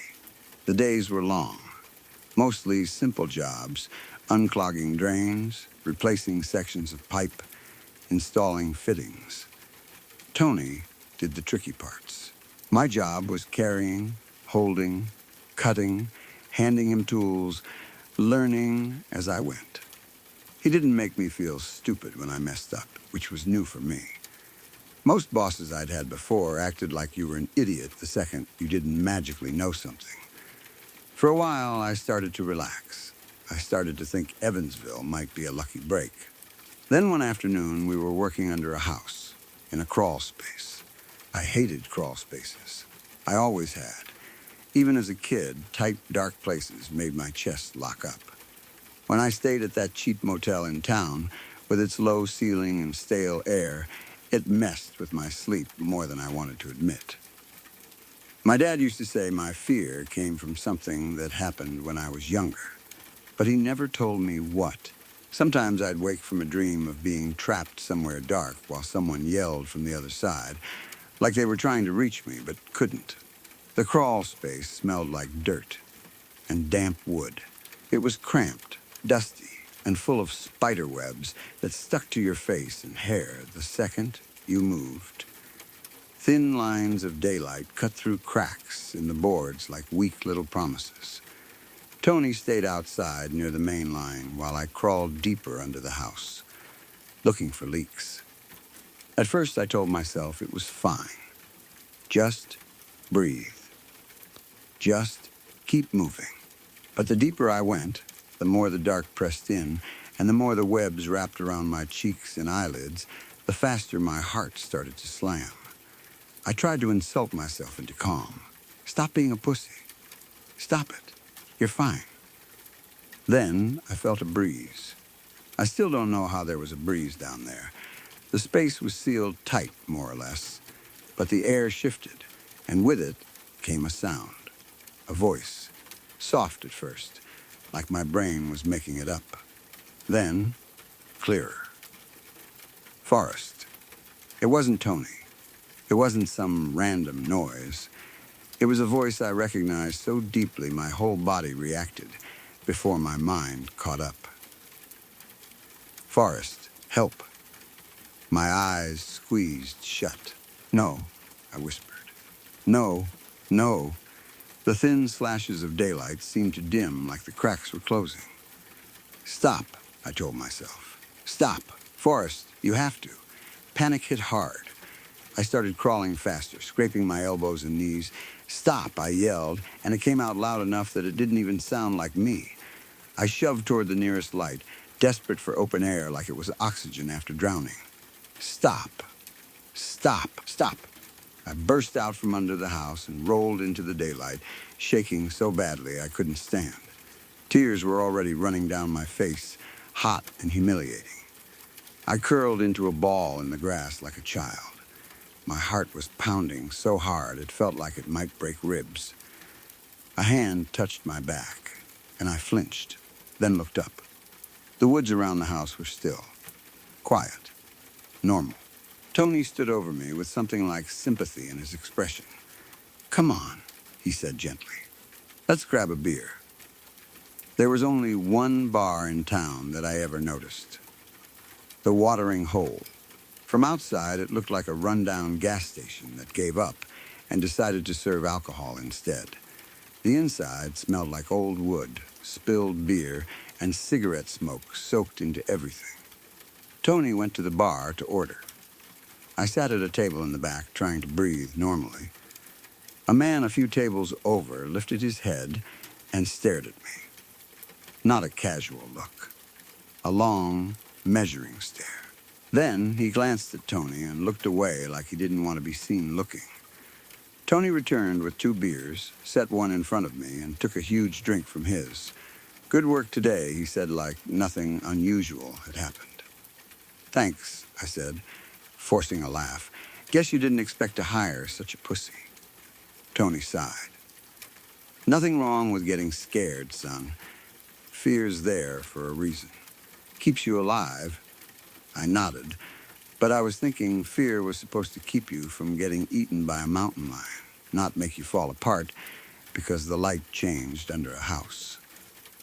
We drank in silence for a while. Then Tony called for 2 shots of Jack. "You look like you need something stronger," he said. I didn't argue. 1 shot turned into another, then another. The bar got warmer. My muscles loosened. By the 4th shot, Tony and I were laughing at dumb jokes about President Clinton like we were old friends. At some point, Tony pulled photos from his wallet and showed me his son and his wife again. His son's name was William, 11 years old. "He's at that age where he doesn't listen," Tony said, chuckling. "I'm sure your dad dealt with the same thing with you." I tried to smile. "What's your wife's name?" I asked. "Enora," he said, and his face softened in a way that looked real. "Known her since elementary school. She always thought I was full of crap. She was right. But she went out with me in high school and, well," he stopped, put the photos away. The pause that followed felt heavy. Then Tony leaned forward, his voice quiet but pointed. "You never told me how your dad died." My body clenched. "He was sick," I said. "Really sick." Tony kept leaning in like he could pull the truth out of me by getting close enough. "He was in pain toward the end," I said, words stumbling out. "He couldn't even get out of bed. He couldn't use the bathroom on his own. It was hard to see him like that. He was always strong, and then he was just..." My hand shook around the beer bottle. I couldn't finish. My throat closed. Then I felt Tony's arm around me. It startled me, but the scent of him, beer and sun and sweat, hit me so hard it reminded me of my dad that I started crying before I could stop it. It was ugly crying, the kind you do when you're too tired to hold it in. Later, I don't know how much later, I had a dream. I heard my dad's voice. "Forrest." I looked out into the distance and saw what I thought was his silhouette, just a shape in the dark. "Dad?" I said. "Forrest, it's time, son." "Time?" I asked. "Time for what?" His voice lowered, like he was telling me a secret. "Time to do what needs to be done." Then I woke up. I was in a room I didn't recognize. It was dark, but not the normal kind of dark. It felt heavy, like the air itself was pressed up against my face.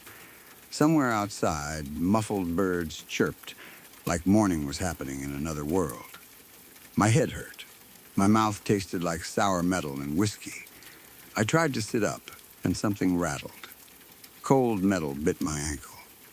I reached down and felt a thick chain attached to my leg, bolted into the wooden floor. I yanked hard, once, twice, until my muscles burned. Nothing moved. "There's no point," a voice said from the darkness. I flattened myself against the wall. "Who's there?" A pause. "Someone who's been here longer than you." "Where am I?" My voice sounded too small. Another pause. Then the man said, "You shouldn't have come here." A second chain rattled from somewhere across the room. The other person shifted, dragging metal slowly. It sounded like it took effort. "Stay the fuck away," I warned, panic rising. He stopped. "Sorry, I wasn't trying to scare you." "Name's Graham." "I'm Forrest," I said, still watching the dark like it could move. "Nice to meet you," he said, then coughed hard, deep and wet. "Where are we?" I asked again. Graham sighed. "You take a job as an electrician's assistant?" My stomach dropped. "Plumber's assistant." "Ah," he said. "Then yeah, hate to tell you, but..." Before he could finish, a door opened and a thin slice of light cut into the room. In the doorway stood a boy. I recognized him immediately from Tony's desk photo. William. He held a tray with 2 plates.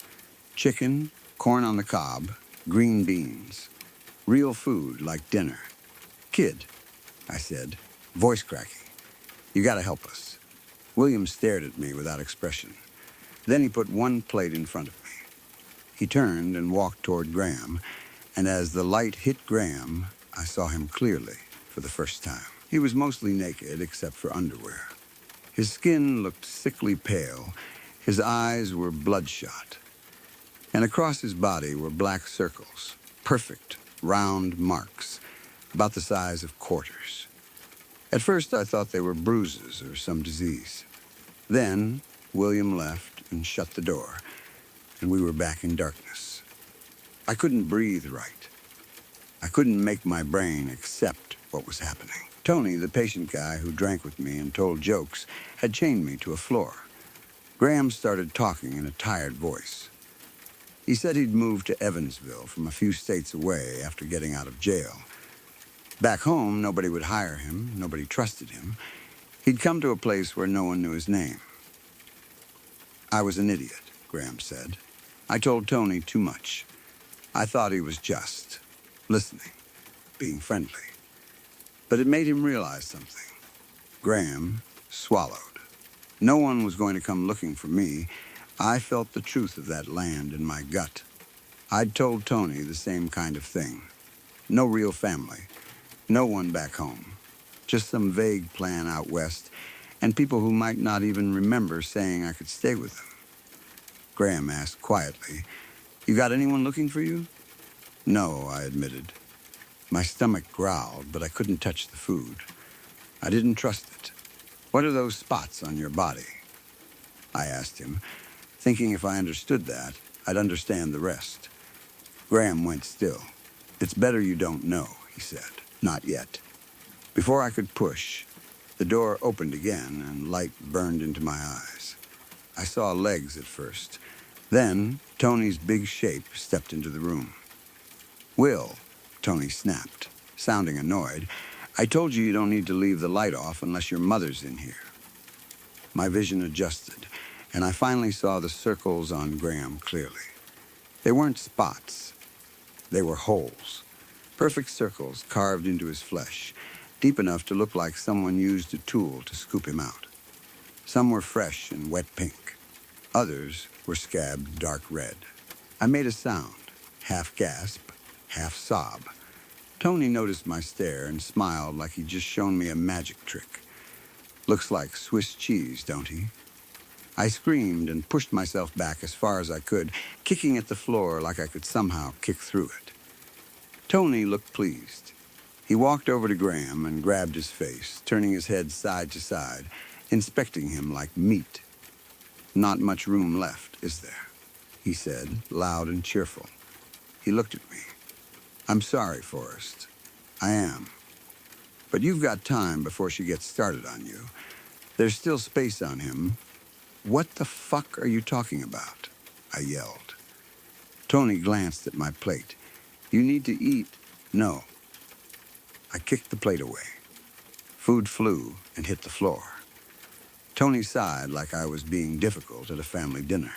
He walked over, slowly picked up each piece. Chicken, corn, green beans, and placed it back on the plate one by one, even scooping the green beans through dust and dirt and putting them back like he wanted to make a point. Then he set the plate in front of me again. "Graham will tell you what happens when you don't eat," he said. "I'll leave the light on this time." He left. The door shut.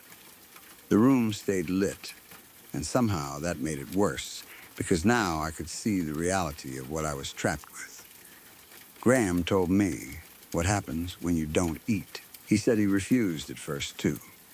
A week in, Tony came in and forced a pill down his throat. Graham woke up strapped down with a thick plastic tube shoved into his mouth, pushed deep enough that he could feel it in his stomach. Tony stood over him with a funnel and a pitcher of thick white sludge, and floating inside it were bits of food, green beans, chunks of chicken, pieces of things that looked half chewed. Graham didn't explain every detail. He didn't have to. Just imagining it made my stomach twist. "The worst part," he said quietly, "was them pulling the tube back out. After that, I ate. I hated myself for it, but I ate. Cold chicken never tasted so good. Why are they doing this?" I asked, staring at Graham's carved skin. "His wife," Graham said. "Tony's wife?" He nodded. "She's the one who does it, and I think she's almost done with me." Graham's voice broke on the last part. Tears came, and he turned away. I didn't push him. I asked if he'd ever tried to escape. "I didn't," he said. "But the girl before me did. She didn't get far." Something about the way he said it made my blood run colder, like the house itself kept people from leaving.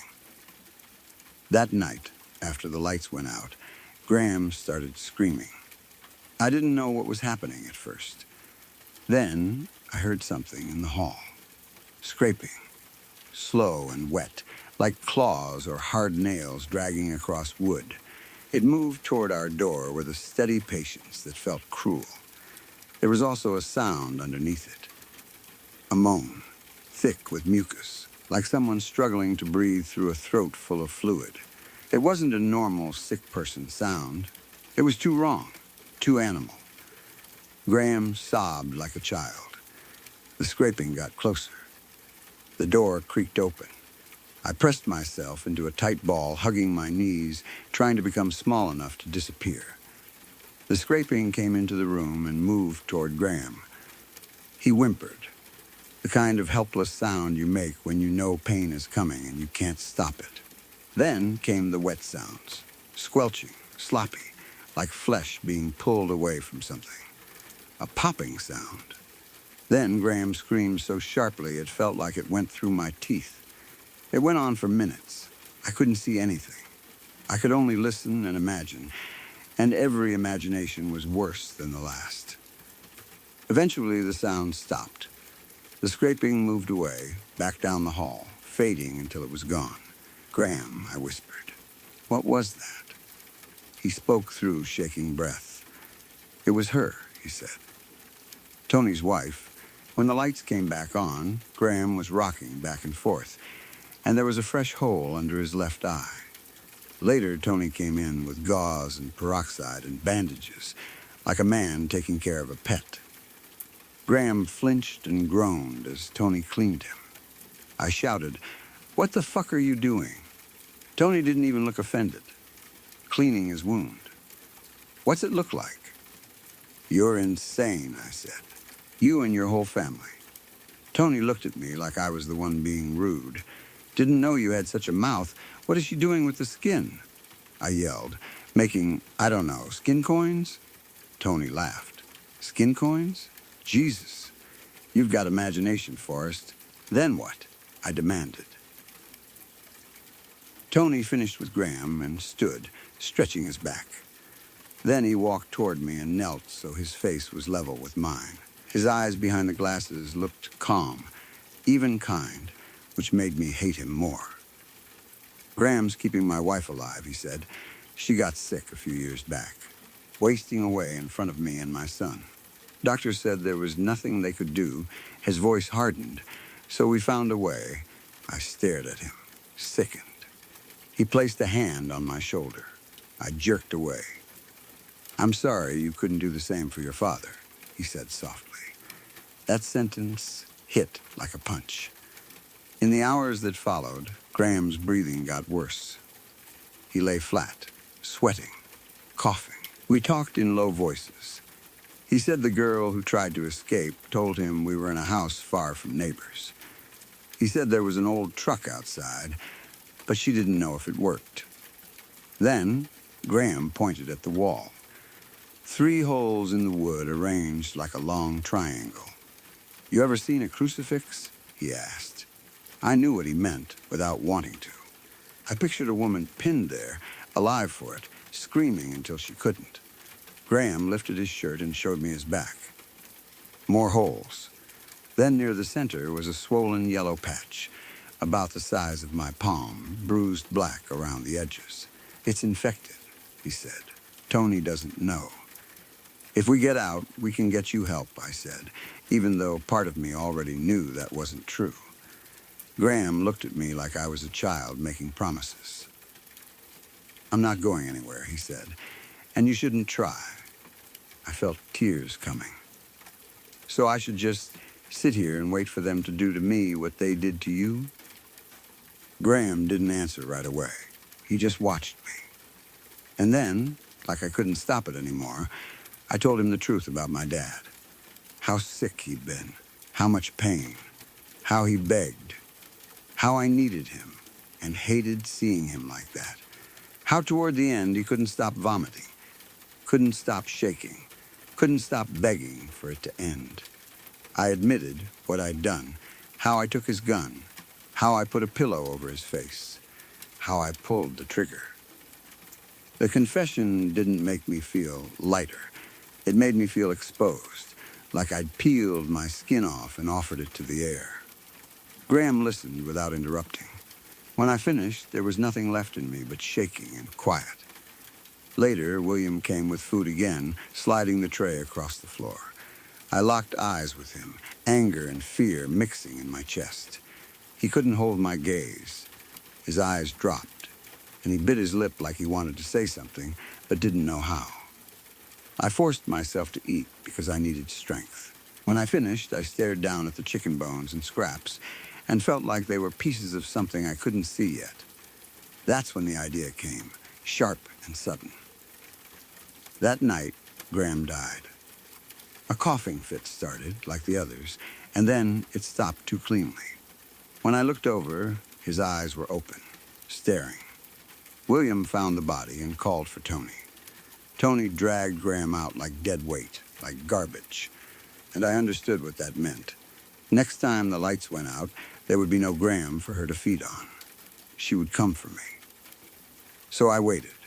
I hated waiting, but I waited. I listened. I held on to my plan like a lifeline. When the lights finally went off, it felt like falling into space. The scraping sound returned in the hallway, slow and steady, closer with every second. The door creaked open.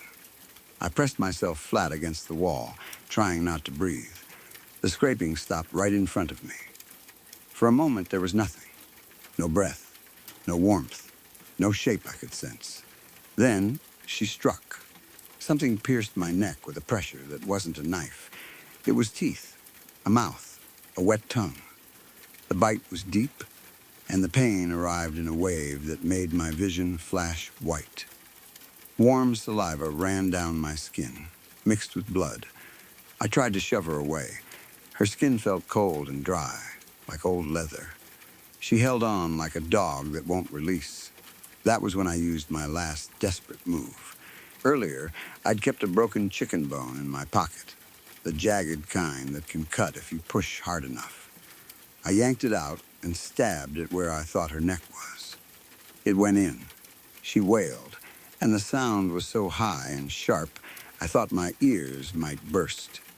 She released me and skittered away with frantic scuffling, like a huge insect racing back into a crack. Something thumped upstairs. A light snapped on out in the hall. "Honey?" Tony called. "What's wrong?" He came down the hallway fast. The door opened. Tony stepped in and saw me sitting there, bleeding from the neck, eyes wide, breath shaking. His face changed. His calm mask slipped, and what was underneath was pure anger. He grabbed my shirt and yanked me forward. I clutched the chicken bone and started stabbing him, over and over, anywhere I could reach. He roared and tried to pull away, but I held on, one hand stabbing, the other hand digging into his pockets like a thief. He shoved me off hard. I hit the floor, seeing stars. Tony stumbled out, shirt and neck smeared with blood. In my fist, I felt keys. I crawled to the lock at my ankle, hands shaking so badly I could barely aim. I jammed key after key in, my breath coming in sharp little bursts. Finally, there was a click. The chain fell loose. I slid into the hallway on light feet, adrenaline turning my legs into something strong. The front door was right there. Then I saw movement through a side window. Tony and William were coming back toward the house carrying tools, saws, wrenches, knives, not just to catch me, to punish me. I looked for somewhere to hide and saw a staircase. I crept up just as the front door opened. "We'll show that son of a bitch what happens when someone hurts your mother," Tony said. From above, I watched them move down the hall toward the room I'd escaped. Tony shoved a pistol into William's hands. "Check the house," Tony ordered. "Aim for his kneecaps. Keep him alive." "But Dad," William said, voice cracking, "I've never." My shotgun's in the shed. Tony cut him off. Now, move. William looked sick, holding the gun. He started toward the stairs. I moved away from the balcony and found a door at the far end of the upper hall. I slipped inside. The room was pitch black. I shut the door carefully and crawled on hands and knees, trying to find a window. A thin streak of moonlight slipped through a gap between two blankets hanging over glass. I crawled toward it, thinking I could climb out, drop down, get to the truck. My hand touched the blanket. Something cold and dry touched my bare foot. I turned. Moonlight fell across a pale gray head with dark hair hanging in strings like wet seaweed. It didn't have eyes, no nose, no ears. Where a face should be was a small hole near the bottom, lined with flat teeth, deep like a tunnel. It reminded me of a lamprey fish mouth, only wronger, because it was on a human-shaped head. I pulled the blanket down fully. Moonlight flooded the room. Her whole body was there on all fours, thin, skeletal, covered in holes. Not fresh wounds like Graham's. These were deep and dark, lined with thick skin. And as I stared, the skin inside the holes moved in and out like tiny mouths opening and closing, feeding on air. My bladder almost gave out right then. My body went stiff with terror. Free me, a weak, gravelly voice said. I couldn't tell where it came from. Not her mouth, not any mouth. Something slid across the floor beside me. I reached without taking my eyes off her and grabbed a wooden handle. When I lifted it, it was a butcher's blade. Can't, myself, the voice said. Please. She lifted her head, stretching her neck. Under her chin was another hole, larger, like a target. Please, she begged again. Free me. I stared at the blade, then at her. I felt despair pouring off her, thick and choking, like she'd been begging for years. I can't, I whispered. Mom? A soft voice said behind me. I spun and saw William in the doorway, staring at the knife, then at his mother. His eyes went wide, full of horror and recognition. Mom, he cried, rushing toward her. That was my chance. I ran to the window, unlatched it, and climbed out. I stood on the edge of the roof and looked down. 2 stories, rocks below. If I landed wrong, I'd break both ankles and it would be over. Inside the house, Tony's wife wailed, loud enough to make my whole skull vibrate. Tony shouted something. I didn't think. I slid off the edge and dropped. I hit the ground hard, rolled, and somehow stood up with only scratches. The old truck sat a short distance away. I sprinted for it, ripping the key ring from my pocket and praying the right key was there. There he is. Tony yelled from an upstairs window. I reached the truck, jumped in, and tried keys fast. One didn't fit. Another didn't. Another didn't. My hands were shaking so badly I could barely hold them. Finally, I got to the last key. It didn't fit either. I slammed my fist on the wheel and screamed. A tap came at the driver's window. Tony stood there smiling, holding another ring of keys like he'd been waiting for this exact moment. He looked calm again, like a man who'd already decided how the story ends. I stepped out slowly, defeat washing through me. Tony pressed the barrel of his gun into my back and started walking me toward the house. Then, a gunshot cracked the night. It wasn't Tony's. We turned. William stood behind us holding the pistol, smoke curling from the barrel. Tony looked down at his shoulder. Blood seeped through his shirt. The gun dropped from Tony's hand as he screamed. I snatched it up and I grabbed the keys from Tony's fist. Tony stared at his son like he couldn't understand what he was seeing. What are you doing, boy? Tony shouted. Mom doesn't want this, William said, voice breaking. We have to stop. You little shit, Tony snarled, clutching his shoulder. You know how far I had to go to find someone who could fix your mom. That witch didn't fix her, William yelled, tears spilling. She cursed her, And you think just because she's alive, it's better. At least she's with us. Tony screamed back. I climbed into the truck, hands moving on instinct now. The key slid into the ignition. I turned it. The engine coughed, then caught. As I pulled into gear, I looked at William. He was crying hard, standing in the dirt like a kid who'd finally done something he'd been terrified to do. She doesn't want to be, he said, voice shaking. She'd rather be dead. She just told me. And she told me you won't let her. I hit the gas. Gravel spit behind the tires. The driveway blurred. But as I passed William, time seemed to slow, and we held eye contact for one long second. He looked exhausted and desperate and older than 11, like someone who'd been carrying a secret too heavy for his bones.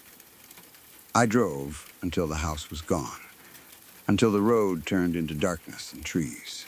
When I reported it, the police went out there. By the time they arrived, the place had been cleared. No Tony. No William. No evidence that made my story sound like anything but a drunk kid's nightmare.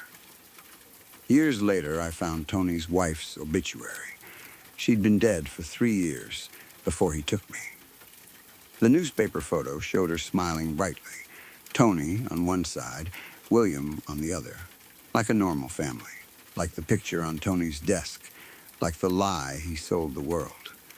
I still hope they find Tony one day, even though he'd be old now if he's still alive. I want him to face justice.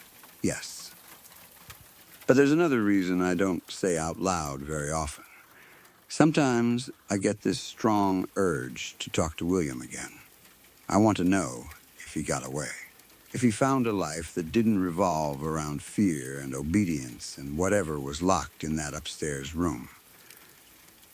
I want to tell him I saw him, really saw him, in that moment, by the truck. I want to tell him I understand, at least a little, what it's like to be a boy doing what his father says because you think you have to. Because even though our situations were different, the truth is the same. We were both just trying to survive our fathers.